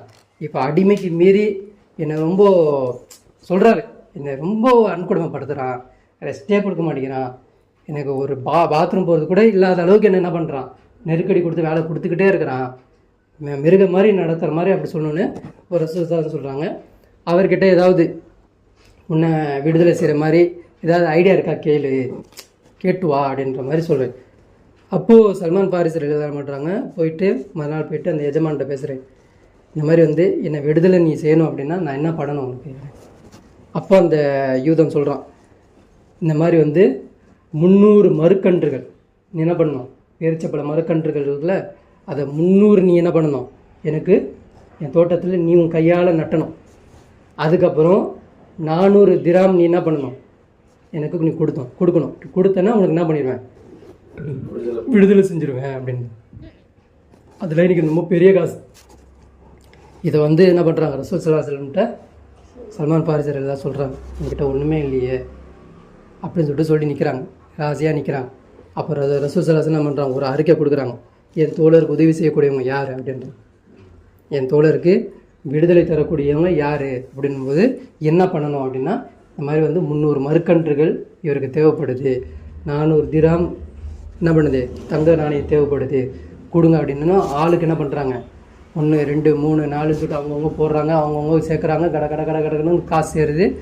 மரக்கன்றுகள் என்ன பண்ணுறாங்க, 300 மரக்கன்றுகள் எடுத்துக்கிறாங்க, நேராக போகிறாங்க, ஒவ்வொன்றா நட்டுறாங்க. ரசூல் ஸல்லல்லாஹு அலைஹி வஸல்லம் போயிட்டு ஒரு மரக்கன்று நட்டுறாங்க, நானும் இருக்கிறேன் அவங்க பங்களிப்புக்கு அப்படி சொல்லிட்டு போயிட்டு ரசூல் ஸல்லல்லாஹு அலைஹி வஸல்லம் அந்த மரக்கன்றை நட்டி 400 திராம் கொடுத்துட்டு விடுதலை செஞ்சு வராங்க. எதுக்கு வராங்க, விடுதலை. அவர் விடுதலையாக தான் இருந்தார். அவரே என்ன பண்ணிக்கிட்டாரு, அடிமையாக மாறி அவரே மாற்றிக்கிட்டு லாஸ்ட்டில் என்ன ஆகுது, விடுதலையாகுது. ஆனால் ஒரு நாள் கூட அவருக்கு என்ன தோணலை, என்னுடைய வாப்பாவை பார்க்கணும், என் இடத்துக்கு போகணும், என் சந்ததியை பார்க்கணும், என் குடும்பத்தை பார்க்கணுன்னு தோணலை. ஏன் தோணலை, அவங்களுக்கு உண்மையை அறியணும்னு ஆசை இருந்தது. உலகம் படைக்கப்பட்டது சும்மா இல்லை, நான் வந்தது சும்மா இல்லை, என் நோக்கம் சும்மா இல்லை, இவ்வளோ பெரிய உருவம் இருக்குன்னா இது எல்லாம் எனக்கு சும்மா கொடுக்கல, இதோ ஒரு மக்சத்துக்கு தான் நான் கொடுத்துருக்குறான், இது அவனுக்கு தான் நான் யூஸ் பண்ணணும், நான் உண்மை அறியணும், எனக்கு உண்மை தெரியணுன்றதை என்ன பண்ணுறாரு, அவர் அவ்வளோ கஷ்டப்பட்டு வளர்ந்தாங்க. அதுக்கப்புறம் என்ன ஆகுது அப்படின்னா, ஹிஜ்ரி 4ஆம் ஆண்டு பத்ரு போர் முடிஞ்சிருது, ஊது போர் முடிஞ்சிருது. ஹிஜ்ரி 4ஆம் ஆண்டு என்ன ஆயிடுது, இப்போது ஊது போர்லையாவது யார் வந்தா, மக்கா குறைஷிகள் மட்டும்தான் வந்தாங்க.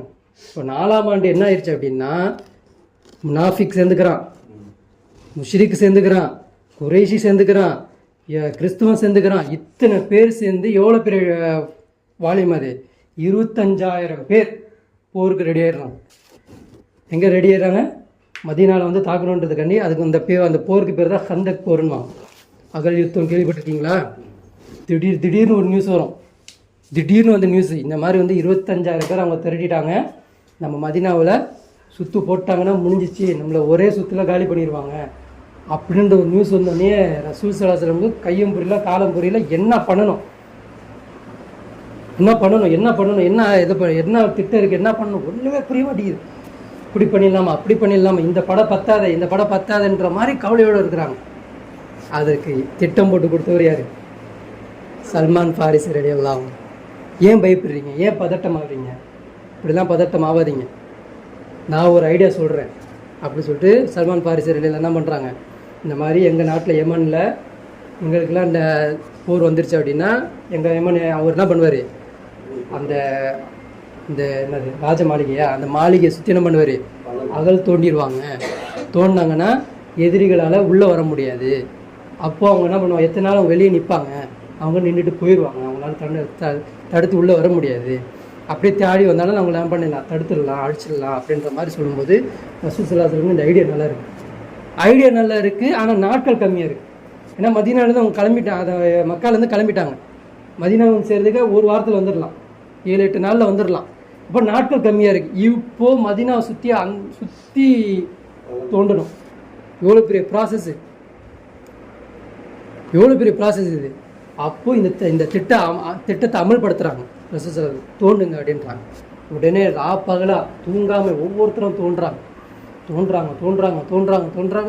சரி மாதிரியா தூங்காமல் தோண்டிகிட்டு இருக்காங்க. அப்போ ஒரு சாகி வர்றாரு, சொல்லவே ரொம்ப பசிக்குது, வயிற்றில் ஒரு கல்லை கட்டிட்டு வந்து நிற்கிறேன். இவங்களாம் உண்மையாக பசிக்குதுன்னு சொன்னாங்க. நம்மளாம் அப்படி தான் இருப்போமானா நமக்கு தெரியல. இந்த ஈமான்லாம் இங்கே நிற்காது, எப்பயோ புறமுதை காட்டி ஓடி போயிருக்கும். இந்த ஈமான் கொண்டு வச்சுருந்தோம்னா இப்போ கல்லை கட்டிட்டு வந்து நிற்கிறாங்க. ரொம்ப பசிக்குது, எனக்கு அல்லா கிட்ட ஏதாவது துவா கேளுங்களேன், ஏதாவது பண்ணுங்களேன், ஏதாவது சாப்பாடுக்கு ஏதாவது அரேஞ்ச் பண்ணுங்களேன், ரொம்ப பசிக்குது, வேலை செய்யணும் அப்படின்றாங்க. இப்போ ரசூலுல்லாஹி சொல்கிறாங்க, நீ 2 நாளைக்கு சாப்பிடாதனால ஒரு நாள் ஒரு கல் கட்டியிருக்கேன், நான் 4 நாள் சாப்பிடாம இருக்கேன், நான் 2 கல் கட்டிட்டு இருக்கேன் அப்படின்றாங்க. ரசூலுல்லாஹி ஸல்லல்லாஹு அலைஹி வஸல்லம் சொல்கிறாங்க, நீ ஒரு கல் தாம்பா கட்டியிருக்க, நீ 2 நாள் சாப்பிடாம இருக்கேன்னு நினைக்கிறேன், நான் 4 நாளாக சாப்பிடாம இருக்கேன், எனக்கு 2 கல் அப்படின்றாங்க.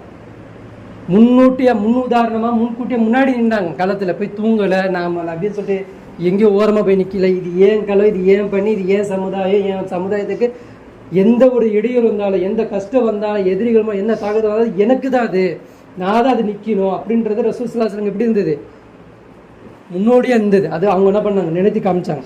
அப்போ உமர் ரலியல்லாஹு வராங்க, ரசூலுல்லாஹ்வே ஒரு பாறையை போட்டு அடின்னு அடிக்கிற உடைய மாட்டேங்குது, நீங்கள் தான் பாருங்களேன் அப்படின்னு. அப்படின்னா என்னது, எல்லாத்த விட பலசாலியாக இருந்திருக்கிறாங்க யார், ரசூல் ஸல்லல்லாஹு அலைஹி வஸல்லம்.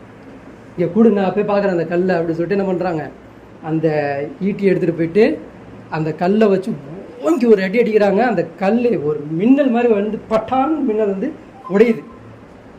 ரசூல் ஸல்லல்லாஹு அலைஹி வஸல்லம் சிரிக்கிறாங்க. மறுபடியும் அடிக்கிறாங்க, ஒரு மின்னல் மாதிரி வந்து மறுபடியும் சிரிக்கிறாங்க. மறுபடியும் அடிக்கிறாங்க, மின்னல் மாதிரி வந்து மறுபடியும் சிரிக்கிறாங்க. இப்போ அழகாக துண்டு துண்டாக போயிடுச்சு. அப்போது அங்கே இருக்க சஹாபாக்கெல்லாம் கேட்குறாங்க, என்ன நீங்கள் எதை பார்த்து சிரிக்கிறீங்க அப்படின்னு. உமரே, உங்கள் காலடி கீழே எது வந்து எதோ அல்லாஹ் கொடுக்க போகிறான் தெரியுமா, உங்கள் காலடி கீழே அல்லாஹ் உங்களுக்கு யமன் நாட்டில் உள்ள கசானா உங்கள் காலடி கீழே எல்லாம் கொடுக்க போகிறான், நான் பார்த்துட்டேன் அப்படின்றாங்க. அதான் இந்த உமர் சீரீஸில் நீங்கள் பார்ப்பீங்க, ஒருத்தர் வந்து ட்ரெஸ்ஸு கனவுல பார்த்தது அது எல்லாமே அங்கே சொல்லுவாங்க. இன்னொன்று என்ன சொல்லுவாங்க, அந்த 2 நாடு இருக்குமே, ரோம் பாரசி, ரெண்டுமே என்ன பண்ணணும் உங்களுக்கு கீழே வந்துடும் அப்படின்னு சொல்லும்போது முனாஃபிக்லாம் சிரிப்பாங்க. அப்போ ரசூல் ஸல்லல்லாஹு அலைஹி வஸல்லம் எப்போ நடக்கிற விஷயத்தை எப்போ பற்றி பேசிக்கிட்டு இருக்காங்க, ஹிஜ்ரி 4ஆம் ஆண்டு பேசிக்கிட்டு இருக்காங்க. ரசூல் ஸல்லல்லாஹு அலைஹி வஸல்லம் இறந்து அபூபக்கர் ரலியல்லாஹு வந்து அதுக்கப்புறம் உமர் ரலியல்லாஹுடைய ஆட்சி காலத்தில் தான் அது கிடைக்கிது. எவ்வளோ பின்னாடி உள்ள விஷயத்தை முன்னாடி பார்த்து பேசுகிறாங்க ரசூல் ஸல்லல்லாஹு அலைஹி வஸல்லம். அப்போ அந்த அந்த நிகழ்வுலாம் அங்கே தான் நடக்குது. அதுக்கப்புறம் என்ன நடக்குது அப்படின்னா, இன்னொரு சாபி கூட இருப்பார், அந்த அகல் தூணில் இருக்கும்போது அங்கே இருக்கக்கூடிய ஒரு கமிட்டியில் என்ன மசூரா நடக்குது, என்ன போய் பார்த்துட்டு வாங்கன்னு சொல்லும்போது அபூபக்கர் ரலியல்லாஹு உமர் எல்லாம் சைலண்டாக உட்காந்துருப்பாங்க. ஏன், அந்த குளிர் அந்த மாதிரி இருக்கும், யாருமே போக மாட்டாங்க. அப்போ ஒரு சாபியை ரசூல் ஸல்லல்லாஹு அலைஹி வஸல்லம் எழுப்பு சொல்லுவாங்க, நீ எந்திரிங்க அப்படின்வாங்க, பேர் சொல்லியே கூப்பிட்டுருவாங்க. அப்போ அவர் எந்திரிக்காமல் இருக்க முடியும். யார் அவர், யோசிச்சு சொல்லுங்கள், சொல்ல மாட்டாங்க, சரிங்களா. அதுக்கப்புறம் 15 நாட்கள் என்ன ஆகுது, வந்த போர்கள் 25,000 பேர் என்ன பண்ணுறாங்க, ஆகப்சியர் நிற்கிறாங்க. இப்படி ஒரு திட்டத்தை அவங்கள பார்க்கவே இல்லை, யோசிச்சு கூட பார்க்கல. அவங்க இப்படி ஒரு அகல் தோண்டியிருப்பாங்களா, இப்படி முடிஞ்சிருக்குமா, இப்படி பண்ணியிருப்பாங்களான்றது இவங்களுக்கு மேலே இவங்க பயங்கரமான திட்டம் போட்டாங்களே அப்படின்றது அவங்களுக்கு ரொம்ப ஆச்சரியமாயிருச்சு. 15 நாட்களுக்கு மேலே அவங்களால தாக்கு பிடிக்க முடியல. அல்ல என்ன பண்ணா, அந்த அந்த அந்த இதில் அல்லாஹ் பயங்கரமாக அந்த அஹஸாப் சூராவை நீங்கள் எடுத்து படிச்சிங்கன்னா இந்த அகல் போரை பற்றி தான் எல்லாம் பேசுவான். உங்களை நான் நினச்சிருந்தேன் அவங்களை எப்படியும் அவங்களை வரவிடாமல் எப்படியா பண்ணியிருப்பேன். உங்களோட ஈமானை நான் பரிசோதனை பண்ணுறதுக்காக தான் இப்போ இத்தனை நாள் நான் காத்துக்கிட்டு இருந்தேன். நீங்கள் எப்படி இருக்கிறீங்க, உட்காடுறீங்களா, போகிறீங்களா, இல்லை மூஞ்சி காட்டுறீங்களா, கோவப்படுறீங்களா, இதெல்லாம் நீங்கள் என்ன பண்ணுறீங்கன்னு பார்க்கறதுக்கான தான் நான் உங்களை பரிசோதனை பண்ணிக்கிட்டு இருந்தேன். ஆனால் நான் மட்டும் உங்களை கைட் பண்ணல அப்படின்னா நீங்கள் பின்தங்கி போயிருப்பீங்க, வழி தவறி போயிருப்பீங்கன்றது அல்லாஹ் என்ன பண்ணுறான். அந்த ஆசாப் சூறாவில் பேசுகிறான். ஆசாப்பில் அந்த போரை பற்றி தான் எல்லாம் பேசுவோம். அதில் பலதரப்பட்ட படிப்பினைகள் இருக்குது அந்த ஆசாப் போரில். இன்ஷால்லா அது இன்னொரு முறை நம்ம பேசுவோம், சரிங்களா? அப்போ அந்த போரில் என்ன ஆகுது, இக்ரிமான்றவன் என்ன பண்ணுறான், தன்னுடைய ஒட்டகத்தோடு செஞ்சு என்ன பண்ணுறான், குதிரையோடு செஞ்சு தாவிடுறான். தாவும் போது அந்த பள்ளத்தாக்கில் விழும்போது அலி ரலியல்லாஹு அவங்களுக்கு என்ன ஆகுது, சண்டே ஆகுது. அலி ரலியல்லாஹு என்ன பண்ணுறாங்க, ஜெயிக்கிறாங்க. இந்த மாதிரி பலதரப்பட்ட போருக்கு வருது. இந்த போருக்கு மையப்புள்ளியாக நின்றவர் யார், சல்மான் ஃபாரிஸ் ரலியல்லாஹு அவங்களுடைய டெடிகேஷன். அதே மாதிரி இன்னொரு சம்பவம் என்ன அப்படின்னா, பிலால் ரலியல்லாஹுவும் சல்மான் ஃபாரிஸ் ரலியல்லாஹுவும் இன்னொன்று ஷுவைப் இப்னு சினான் என்ற ஒரு 3 சாபி என்ன பண்ணுறாங்க, நின்று ஹஜ்ஜத்துல் விதாக்கு முன்னாடி ஒரு வருஷத்துக்கு முன்னாடி நின்று என்ன பண்ணுறாங்க, பேசிக்கிட்டு இருக்கிறாங்க. அப்போ யார் வரா அப்படின்னா அபு சுஃபியான் அவங்க வந்துட்டுருக்காங்க. அவங்க வந்துக்கிட்டு இருக்கும்போது அப்போது பிலால் ரலியல்லாஹு என்ன பண்ணுறாங்க அப்படின்னா அப்படியே கோர்ஸாக பேசுகிறாங்க. அல்லாஹ்வுடைய எதிரிக்கு எவ்வளோ மரியாதை பாரு அப்படின்ற மாதிரி பேசுகிறாங்க. அவர் அப்படி போகிறாரு, போகும்போது என்ன சொல்கிறாரு, அல்லாஹ்வுடைய எதிரிக்கு எவ்வளோ மரியாதை பாரு அப்படின்ற மாதிரி பேசுகிறாங்க. அவர் பேசும்போது யார் கேட்டுடுறா, அபூபக்கர் ரலியல்லாஹு கேட்டுடுறாங்க. கேட்டோன்னே அபூபக்கர் ரலியல்லாஹு வந்து, என்ன நீங்கள் இப்படி பேசுகிறீங்க, அவர் யார் தெரியுமில்ல, என்னத்தான் அல்லாஹ் ஏற்றுக்காமல் இப்படி இருந்தால் கூட மக்காவுடைய ஷேக் அவர், அந்த ஆளுநர் பண்ணக்கூடிய அவருக்குன்னு ஒரு கௌரவம் இல்லையா, அவருக்குன்னு ஒரு மரியாதை இல்லையா, இன்னும் இப்படி வந்து என்ன பிலா என்ன இப்படிலாம் நீங்கள் கீழ்த்தனமாக பேசிடுறீங்க அப்படின்ற மாதிரி இந்த 3 பேரையும் திட்டிடுறாங்க. திட்டினோன்னே என்ன ஆயிடுது, பிலால் ரலியல்லாஹு அவங்களுக்கும் சல்மான் ஃபாரிஸ் ரலியல்லாஹு அவங்களுக்கும் 3 பேருக்கும் மூஞ்சி ஒரு மாதிரியாக வாடி ஒரு மாதிரி ஆயிடுது. பதில் பேசலை. ஏன்னா பிலால் ரலியல்லாஹு விடு வச்சவர் யார், அபூபக்கர் ரலியல்லாஹு. எவ்வளோ கோடிக்கணக்கான காசு கொடுத்தாரு. பிலால் ரலியல்லாஹுக்கு மட்டுமே கோடிக்கணக்கான காசு அன்றைக்கி கொடுத்து அவர் விடுதலை செஞ்சார். அப்போ அவங்கள்ட்ட போய் இதை கோவம் காரணம் முடியுமா, அப்படியே சாஞ்சிடுறாங்க. சாஞ்சோனியே உடனே வஹி அங்கே உள்ள யாருக்கு, நபி ஸல்லல்லாஹு அலைஹி வஸல்லம் வஹி என்னன்னு, உன் அபூபக்கரே என்ன பண்ணியிருக்காரு பாரு, என்னுடைய தோழர் அல்லாஹ் சொல்கிறான், என்னுடைய தோழர்களாக அவர் என்ன பண்ணியிருக்காரு, கோவப்பட்டிருக்காரு. அவங்க கோவப்பட்டால் எனக்கு கோவம் வரும். யார் பேசுகிறா, அல்லாஹ்கிட்டேருந்து வஹி. அவங்க 3 பேருக்கும் கோவம் வந்துச்சுன்னா யார் கோவம் வருமா, எனக்கு கோவம் வந்துடும். பண்ணவர் யார், அபூபக்கர் ரலியல்லாஹு. பார்த்துக்கோங்க. உடனே ரசூல் ஸல்லல்லாஹு அலைஹி வஸல்லம் சொல்கிறாங்க, என்ன நீ அந்த 3 பேர் எதாவது நீ கோவப்படுத்துனீங்களா, ஏதாவது மனசு பூர்ணம் பண்ண மாதிரி எதாவது பேசுனீங்களா அப்படின்னா, ஆமாம் இந்த மாதிரி இப்படி இந்த மாதிரி சொன்னாங்க அப்படின்ற மாதிரி சொன்னேன் அப்படின்னா, முதல்ல போய் மன்னிப்பு கேளுங்க, முதல்ல போய் மன்னிப்பு கேளுங்க. அவங்க ஏதாவது கோவம் பட்டாங்கன்னா அல்லாஹ் அவங்க மேலே கடுமையாக கோவப்பட்டுருவாங்க, முதல்ல மன்னிப்பு கேளுங்க அப்படின்னு. அப்போ உடனே வந்து அபூபக்கர் ரலியல்லாஹு வந்து என்ன பண்ணுறாங்க, 3 பேருக்கு எடுத்துகிட்டு மன்னிப்பு கேட்குறாங்க, மன்னிச்சிருங்க நான் தெரியாமல் பேசியிருப்பேன் அப்படின்னா. அவங்க 3 பேரும், ஐயோ நீங்கள் இவ்வளோ பெரிய சாவி, நீங்கள் போய் எங்கிட்ட மன்னிப்பு கேட்குறீங்களே, நாங்களாம் அப்படி நினைக்கல, நீங்கள் எங்களுக்கு மூத்த, நீங்கள் எங்களுக்கு முன்மாதிரி, அப்படி இப்படிலாம் பேசுகிறாங்க. அப்போ 3-4 பேர் என்ன பண்ணிக்கிறாங்க, கட்டி அணைச்சிக்கிறாங்க. இப்போ இந்த ஒரு சம்பவம் இந்த இதில் நடக்குது. அதே மாதிரி வந்து ஒரு காலகட்டத்தில் எப்படி ஆகுதுன்னா, பையத் பண்ணுறாங்க. என்ன பண்ணுறாங்க அப்படின்னா, பையத் நடக்குது. என்ன அப்படின்னா, அன்சாரிகளும் முஹாஜிர்களும் என்ன பண்ணுறாங்க, பையத் பண்ணுறாங்க. இனி எங்களுடைய உடல் பொருள் ஆவி எல்லாமே அல்லாஹ்வுடைய மார்க்கத்திற்காக நாங்கள் என்ன பண்ணுவோம், ஷஹீதாகும், ஜிஹாதுக்கு நிற்போம் அப்படின்ற மாதிரி பையத் பண்ணுறாங்க. அப்போ ரசூல் ஸல்லல்லாஹு அலைஹி வஸல்லம் அதை கேட்ட உடனே ரசூல் ஸல்லல்லாஹு அலைஹி வஸல்லம் துஆ கேட்குறாங்க, யா அல்லாஹ் இவங்களுக்கு இந்த உலக வாழ்க்கை அற்பமான வாழ்க்கை, இந்த வாழ்க்கையை விட மறுமை வாழ்க்கையில் என்னுடைய தோழரான முஹாஜிர்களுக்கும் அன்சாரிகளுக்கும் நீ என்ன பண்ணு, மறுமையை நீ ஏற்படுத்தி கொடுப்பாய், அந்த வாழ்வை நீ ஏற்படுத்தி கொடுப்பாய் அல்ல அப்படின்ற மாதிரி துவா கேட்குறான். மறுமை வாழ்க்கையை தான் அவர்களுக்கு நீ என்ன பண்ணு, சிறப்பாக்கி கொடுப்பாய் அல்ல அப்படின்னு சொல்லி சொன்னோன்னே உட்காந்துருக்கிற யார், சல்மான் ஃபாரிஸ் ரலியல்லாஹு உட்காந்துருக்குறாங்க. 2 டீமில் அவர் கிடையாது. 2 டீமில் அவருக்கு முகம் மாடி போயிடுது, அப்படியே மாறி அப்படியே சோகமாக மூஞ்சி சின்னதாக போய் உட்காந்துக்குது. ஏன்னா நான் முஹாஜிர்லேயே இல்லையே, நான் அன்சாரிலேயே இல்லையே அப்படின்ற மாதிரி வாடி போய் உட்காந்துருது. அப்போ உடனே மூஞ்சியை பார்த்தோன்னே அன்சாரி தோழர்கள்லாம் பண்ணுறாங்க, இவங்க எங்கள் இதை சேர்ந்தவங்க அன்சாரி தோழர், ஏன்னா இவர் வந்தது அன்சாரி உள்ளே தான் வந்தார், எங்கள் கூட தான் இருந்தார், எங்கள் கூட தான் வாழ்ந்தார், எங்கள் மண்ணை தான் இருந்தார், எங்கள் மண்ணை தான் இஸ்லாத்தை ஏற்றுக்கிட்டாரு, இவர் அன்சாரி தோழர் இவர் அப்படி சொல்லிட்டு அந்த கூட்டம் என்ன பண்ணுது, அவரை அரவணைக்குது. இன்னொரு சொல்ல, இல்லை இல்லை இல்லை இல்லை நாங்கள் எப்படிலாம் முஹாஜிரை நாங்கள் வந்து வீடு விட்டு எப்படி வந்தோமோ அப்படி வந்தவர் இவரை நாங்கள் கொடுக்க மாட்டோம், இவர் ஏன் டீமு அப்படின்றாங்க. 2 பேருமே என்ன பண்ணுறாங்க, மாறி மாறி அணைச்சிக்கிறாங்க, இவர் ஏன் டீம் அப்படின்னு. அப்போ ரசூல் ஸல்லல்லாஹு சொல்கிறாங்க, இவர் அன்சாரியும் கிடையாது முஹாஜிரும் கிடையாது, இவர் அஹ்லுல் பைத்தை சேர்ந்தவர் அப்படின்னு இவ்வளோ பெரிய பாக்கியம் சொல்கிறாங்க. இவர் எப்படிப்பட்டவர்? அஹ்லுல் பைத்தை சேர்ந்தவர். எங்கே வர்றாரு?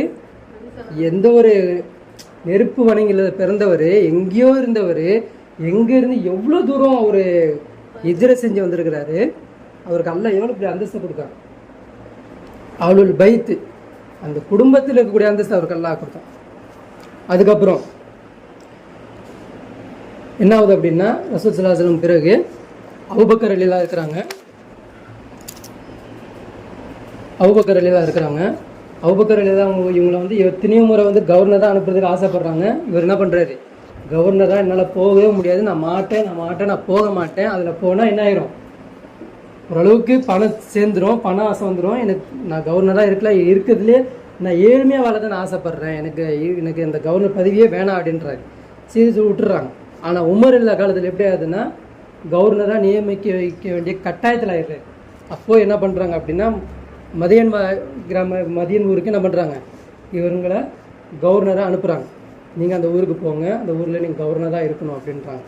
அப்போது என்ன பண்ணுறாரு? சரி, நான் கவர்னராக போகிறேன், அல்லாஹ் காட்டி போகிறேன்னு சொல்லிட்டு இந்த ஊருக்கு போயிடுறாரு. போனால் இவர் வெளியே வருவாராம். இந்த ஊருக்கு கவர்னர் இவர், சரிங்களா? சந்தைக்கு வருவார். எப்படி வருவார் தெரியுமா? ஒரே ஒரு லுங்கி போட்டிருப்பார், ஒரு சால்வை தோளில் போட்டிருப்பார். பார்க்கறதுக்கு அப்படி கூலியாளி மாதிரியே இருக்கும். எப்படி இருக்கு தெரியும்? கூலி வேலை செய்யக்கூடியவராக தெரிவார். ஆனால் அவர் கூலி வேலை செய்கிறதுக்கு தான் வந்திருக்கிறாரு. எங்கே வந்திருக்கிறாரு? கவர்னர் அவர் சந்தைக்கு எதுக்கு வர்றாரு? ஏதாச்சும் ஒரு மூட்டை கிட்ட தூக்கிட்டு போய் கொடுத்தோம்னா இந்த ஒரு 5 or 10 கிடைக்கும், அதை வச்சு என்ன பண்ணிக்கலாம், சாப்பிட்டு, அதுக்கு தான் வர்றாரு. அப்போது ஷாம் பிரதேசத்துலேருந்து என்ன ஒரு வியாபார கூட்டம் வருது. அவங்களுக்கு அந்த சுமை தூக்க முடியல. கூலியாளிங்க வா, இதை தூக்கிட்டு போ அப்படின்றாங்க. அவர் நேராக வந்து என்ன பண்ணுறாரு? அந்த மூட்டையை தூக்கி வச்சுக்கிட்டு அவர் பாட்டு எடுத்துகிட்டு போகிறாரு. போனால் ஷாம் பிரதேசம் அவங்க எப்படி வருவாங்க, அவங்க வியாபாரம்னா எப்படி ட்ரெஸ்ஸு கிஸ்ஸு எப்படி இருக்கும், எல்லாரும் இவருக்கு சலாம் போடுறாங்க. சலாம் அலைக்கும் வாங்க அப்படின்றாங்க. சில பேர் வந்துட்டு நீங்கள் விடுங்க, நாங்கள் தூக்கிட்டு போகிறோம் அப்படின்றாங்க. இவங்களுக்கு ஒன்றும் புரியல. ஒரு கூலியாளி தான் நான் கூப்பிட்டு போனேன், இவங்க இப்படி வந்துகிட்டு இருக்காங்க, சலாம் சொல்லிக்கிட்டு இருக்காங்க, என்னென்ன பண்ணுறாங்க அப்படின்னு சொல்கிற மாதிரி ஒரு மாறி ஆகுது. அப்போ என்ன பண்ணுறா, ஒருத்தர் வந்துட்டு அவரோட பிடிவாதமாக கேட்குறாரு, இந்த மூட்டை என்கிட்ட கொடுத்துருங்க, நீங்கள் கொடுங்க, நாங்கள் தூக்கிட்டு போகிறோம், நீங்கள் சுமக்காதீங்க, வேணான்னு சொல்கிறேன், ஏன் கேட்க மாட்டேங்கிறீங்க நீங்கள் அப்படின்னு கேட்குறாரு. இல்லை, நான் தூக்குன சுமையை நான் அங்கே போய் இறக்கி தான் நான் தீருவேன், நான் யார்ட்டையும் கொடுக்க மாட்டேன், நான் கடைசி வரைக்கும் எப்படி பண்ணுவேன், என் கையால் சாப்பிட்றத நான் விரும்புவேன் அப்படின்ற மாதிரி அவர் பேசுகிறார். பேசணுன்னு என்ன பண்ணுறாங்க, அதே மாதிரி கொண்டு போய் இறக்கிடுறாங்க. இறக்கிட்டு இந்த காசு என்னவோ வாங்கிட்டு அவர் போயிடுறாங்க. போனதுக்கப்புறம் அந்த சாம்பிர வியாபாரி கேட்குறாங்க, யார் அவர் அப்படின்னா, இந்த ஊருடைய கவர்னர் அவர் தான் அப்படின்னு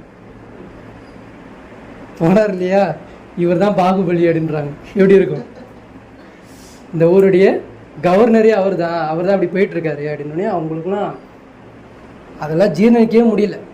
இவருடைய வருஷ வருமானம் எவ்வளோ தெரியுமா? ஒருத்தர் கவர்னராக இருந்தாருன்னா பைத்துல் மால்லேருந்து $50,000 கொடுப்பாங்க, 50,000 திரஹம் கொடுப்பாங்க. 50,000ன்றது எவ்வளோ பெரிய விஷயம். அது வேணான்னு சொன்னவர் இவர். இந்த காசு எனக்கு வேண்டவே வேணான்னு சொன்னவர் இவர். அதே மாதிரி வந்து ஒரு நாள் கவர்னராக இருக்கும்போது எனக்கு ஒரு வீடு கட்டுங்கன்னு சொல்லியிருக்காரு. ஒரு மேஸ்திரி பார்த்து எனக்கு ஒரு வீடு கட்டுங்க அப்படின்னு. வீடு கட்டினா எப்படி கட்டணும், நம்ம எப்படி வீடு கட்டுவோம்? குஜராத்தில் புயல் வந்தால் கூட வீடு விழுந்துடும். ஆனால் என் வீட்டுக்கு புயல் வந்தால் என்ன பண்ணிடக்கூடாது, அந்தளவுக்கு ஸ்ட்ராங்காக நிற்கணுன்ற மாதிரி நம்ம பேச முடியும். எவ்வளோ இருக்கும் பீம் போடும், என்ன போடும், இப்படி சொல்லுவோம். டைல்ஸ் அவை, மார்பிள்ஸ் அவை, அப்படி பாத்ரூம் போனால் சும்மா அப்படியே இருக்கணும். அந்த மாதிரி நம்ம பேசுகிறோம் இல்லையா. வீடு கட்ட சொல்லியிருக்கிறார் அந்த மேஸ்திரி. வீடு தான் கட்ட சொன்னார். அந்த மேஸ்திரி கரெக்டான வீடு கட்டிட்டார். வீடு கட்டி ஒரு நாள் ஞாபகம், வீடு கட்ட சொன்ன கட்டிட்டியாப்பா அப்படின்றாங்க. கட்டிட்டேன், எங்கே காட்டுவா அப்படின்ற. போனால் தலை முட்டுது. வீட்டுக்குள்ளே போனால் ஏஞ்ச தலை இடிக்குது.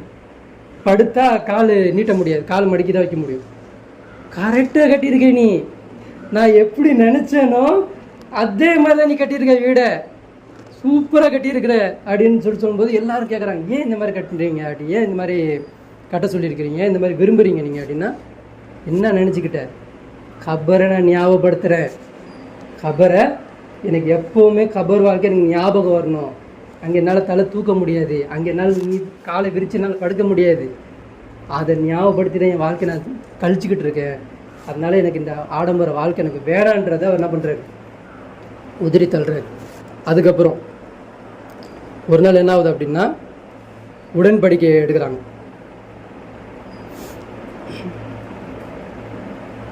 உடன்படிக்கை.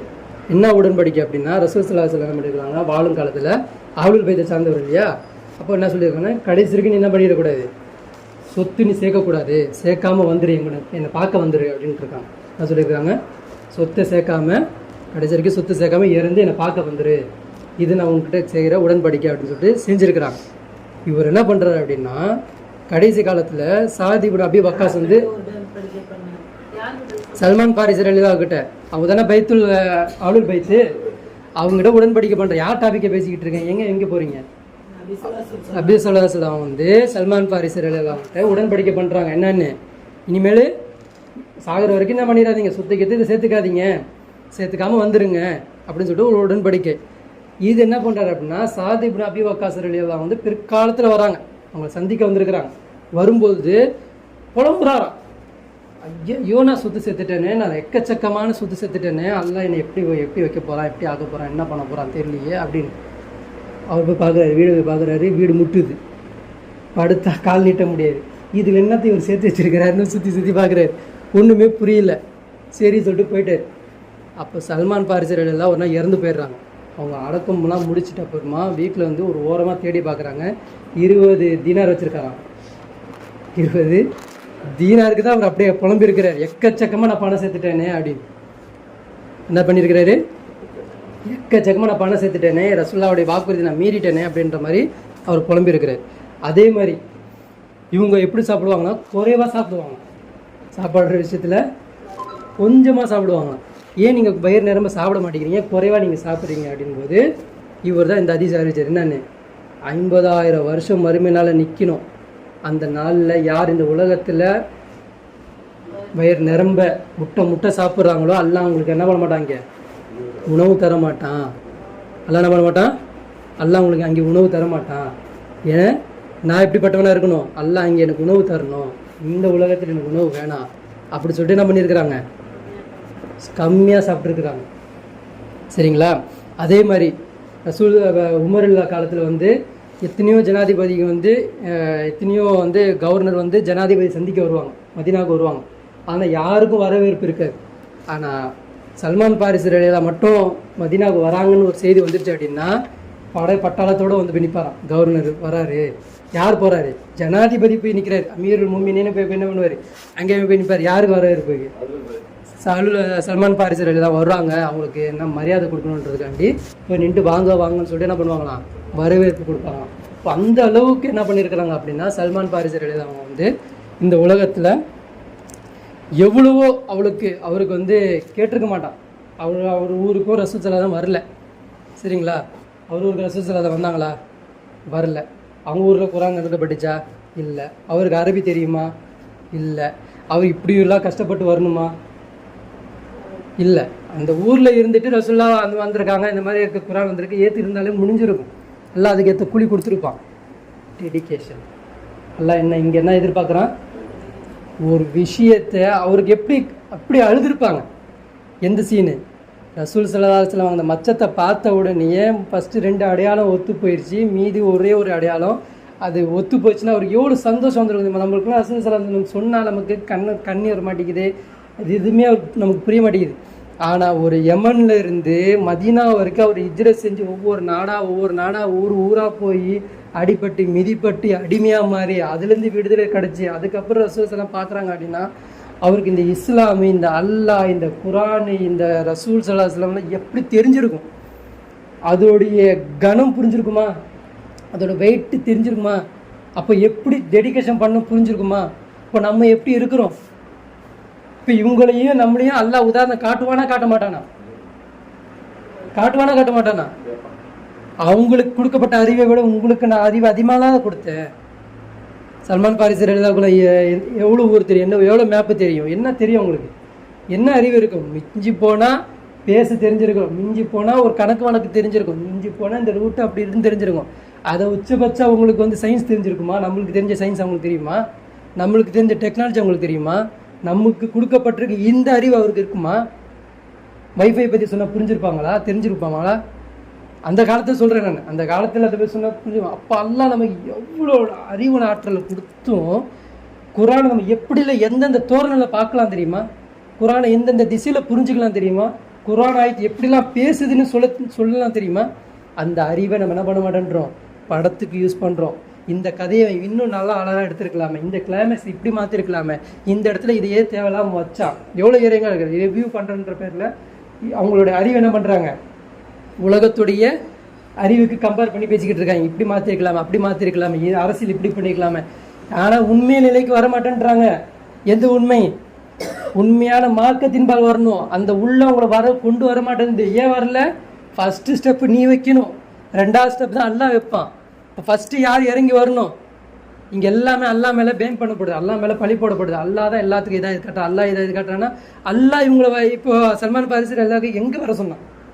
ஏதாவது அடையாளங்கள் இருக்கா? வர வேண்டியது இருக்குது, போக வேண்டியது அடையாளம் இருக்கா? வீட்டை விட்டு வெளியே வர்றதுக்கு மேலும் வருமா? இவங்கெல்லாம் வெளியே வந்தாங்க அப்படின்னா யார் எடுத்த முயற்சி? அல்லாஹ் எடுத்த முயற்சி, இவங்க எடுத்த முயற்சியா? அல்லாஹ் பாதையை தான் காட்டுவான், உள்ளத்தில் ஒரு நல்ல ஒரு எண்ணத்தை தான் போடுவான். அதை செயல்படுத்தக்கூடியவங்க யாரு? நம்ம தானே பண்ணணும். எல்லாமே அல்லாவே பண்ணிட்டா அப்போ எதுக்கு சொர்க்கம் நரகம்? இப்போ அல்லாஹ் நம்மளை எல்லாரும் ஏமாத்துறான்னு தானே அர்த்தம். சில பேர் சொர்க்கத்துக்கு அனுப்புறான், அல்லாஹ் நாடிட்டா சொர்க்கத்தை அனுப்பிட்டான், அல்லாஹ் நாடிட்டா நரகத்தை அனுப்புறான். பேம் பண்ணிட்டு போகலாமே, பழி போட்டு போகலாமே. இப்போ அல்லாஹ் இதை நாடலை. ஃபஸ்ட்டு அல்லாஹ்னு சொல்கிறான், ஃபஸ்ட்டு ஸ்டெப்பு நீ வைன்றான், 2வது ஸ்டெப்பு நான் வைக்கிறேன். நீ நடந்து வந்தால் நான் என்ன பண்ணுவேன்? ஓடி வருவேன். நீ ஓடி போனால் நான் என்னவா மாறுவேன்? நான் உண்ணாவே மாறிடுவேன் அப்படின்றான். அப்போ நம்ம என்ன பண்ணணும்? இங்கே அல்லாஹ் கொடுத்த அறிவாற்றலை சும்மா பொழுதுபோக்கு கழிக்காமல், சும்மா நேரத்தை கழிக்காமல், சும்மா ஏதோ நீ வாழ்ந்துடுறேன், இருந்துடுறேன், செத்துடுறேன்ற மாதிரி மிருகம் வாழ்கிற மாதிரி வாழ்ந்துட்டு போனோம் அப்படின்னா அல்லாஹ் கிட்ட மிகப்பெரிய அடி இருக்குது. அது எப்படிப்பட்ட அடின்னா, மறுமை நாளில் நீங்கள் எல்லாரும் ரொட்டி துண்டு சாப்பிடுவாங்க, நம்ம ரொட்டி துண்டு சாப்பிடாமல் நிற்போம். எல்லாரும் தண்ணி குடிச்சுன்னு நிற்பாங்க, நமக்கு தண்ணியும் கூட வழங்கப்படாது. ஆனால் நம்ம தொழுது இருப்போம், நோம்பு வச்சுருப்போம், ஜக்காத் கொடுத்துருப்போம், ஹஜ் பண்ணியிருப்போம், அல்லாஹ்வை நம்பி இருப்போம், எல்லாம் பண்ணியிருப்போம். ஏன் கொடுக்கப்படலை? டெடிகேஷன் இல்லை அப்படின்றது சொல்லப்படும். ரசூலுல்லாஹி வருவாங்க, தண்ணி கொடுக்க வருவாங்க, தடுக்கப்படும். ரசூலுல்லாஹி ஃபாலோ பண்ண அந்த அஹ்லுல் பைத்தை சார்ந்த அந்த குடும்பம் என்ன பண்ணும்? தண்ணி கொடுக்க வரும், தடுக்கப்படும். அப்போ தான் தெரியும் நமக்கு, ஐயோ நம்ம தப்பான ரூட்டில் இருந்துருக்குறோம், நம்ம செய்யலை, வேலை செய்யலைன்றது அப்போ தான் புரியும். புரியுதுங்களா? அப்போ அவங்களுக்கு இஸ்லாம் வளர்றதுக்கு அவங்க என்ன பண்ணாங்க? அவங்களுடைய டெடிகேஷன் கொடுத்தாங்க. இப்போ நம்ம இஸ்லாத்தை பாதுகாக்கிறதுக்கு நம்ம டெடிகேஷன் பண்ணணும். அந்த இஸ்லாத்தை பாதுகாக்கக்கூடிய டெடிகேஷன் தான் இன்னைக்கு இருக்கக்கூடிய உம்மத்துக்கிட்டே என்ன இல்லை. அந்த பார்வையோ, அந்த கண்ணோட்டமோ, அந்த செயலோ, அந்த அறிவு நாலேஜோ வளர்க்குறதுக்கோ கொடுக்கறதுக்கோ அவங்களுக்கு என்ன இல்லை, டைம் இல்லைன்றாங்க. இப்போ அல்லாவும் சொல்லிட்டான், என்கிட்டையும் டைம் இல்லை, காலத்தின் மீது சத்தியமாக மனிதன் எதில் இருக்கிறான்? நஷ்டவாளியாக இருக்கிறான் அப்படின்றத அல்லாவும் டிக்ளேராக சொல்லிட்டு போயிட்டான். அப்போ நம்ம நஷ்டவாளியாக இருக்க போகிறோமா, அல்லாஹ் கிட்ட அந்த ரஹமத்தை, கிருபையை, அவனுடைய கருணையை வாங்க போகிறோமா? எதுவாக இருக்க போகிறோம்? அப்போ நம்ம வாங்கணும் அப்படின்னா இந்த மாதிரி ஒவ்வொரு சஹாபிகளுடைய வரலாறு தன்னுடைய வாழ்க்கையில் பொருத்தி பார்க்கணும், தன்னுடைய வாழ்க்கையில் எடுத்துக்கணும். அந்த டெடிகேஷன் நம்ம கொண்டு வரணும். கொண்டு வரும்போது பலதரப்பட்ட தடயங்கள் வரும். அவர் அடிமையாக போனார்ல, எவ்வளோ மனசு உழைஞ்சிருக்கும். ஆறுதல் சொல்கிறதுக்கு யாராவது இருந்திருக்காங்களா? ஆனால் அடிமையாக இருந்து அவர் சகிச்சுக்கிட்டார்ல, அந்த டெஸ்ட் அவர் பாஸ் ஆனார்ல. அடிமையாக போயிட்டேனே நான் அப்படின்னு சொல்லிட்டு அவர் என்ன ஆகல, நிராசை ஆகலையே. இன்னும் அவர் தேடினாரு, நான் அடிமையாக போனாலும் பரவாயில்ல, இன்னும் அந்த பாதை இருக்குது, இன்னும் அந்த வழி இருக்குது, இன்னும் இருக்குது, இப்படி தேடினாரு. அப்போது நம்ம என்ன பண்ணணும்? அந்த பாதையை எடுக்கணும், நமக்கு நாமளே டெஸ்ட் வச்சுக்கணும். அந்த டெஸ்ட்டில் அல்லாஹ் நமக்கு என்ன பண்ணுவோம்? உறுதியான பலத்தை கொடுப்பான், உறுதியான ஈமானம் கொடுப்பான். அந்த டெஸ்ட்டில் பாஸ் ஆகிட்டோன்னா அல்லாஹ் வைக்கக்கூடிய மீதி இருக்கக்கூடிய மறுமையினாலோ கபரோ எல்லாத்தையும் அல்லாஹ் என்ன பண்ணுவான்? அவன் நம்மளை பாதுகாப்பான். அப்படி நம்ம பண்ணலை, இந்த உலகம் தான் மோகம், படிப்பு தான், கருவி தான், இந்த உலகம் தான் சம்பாதிப்பு தான், இதுதான் அப்படின்னு இருந்தோன்னா நம்மளை நாமளே ஏமாற்றிக்கிட்டு இருக்கணும்னு அர்த்தம். ஆக இப்படிப்பட்ட மூத்த சஹாபாக்களுடைய வரலாறை நம்மளுடைய வாழ்க்கை நெறியாக மாற்றக்கூடிய நல்பாக்கியசாலிகளாக அல்லாஹ் உங்களையும் என்னையும் ஆக்கி அருள் புரிவான சொல்லி இந்த உரையை முடித்துக்கொள்கிறேன். வாஹிர் தாவானா அல்ஹம்துலில்லாஹி ரபில் ஆலமீன். அஸ்ஸலாமு அலைக்கும் வரஹ்மத்துல்லாஹி வபரகாத்துஹு.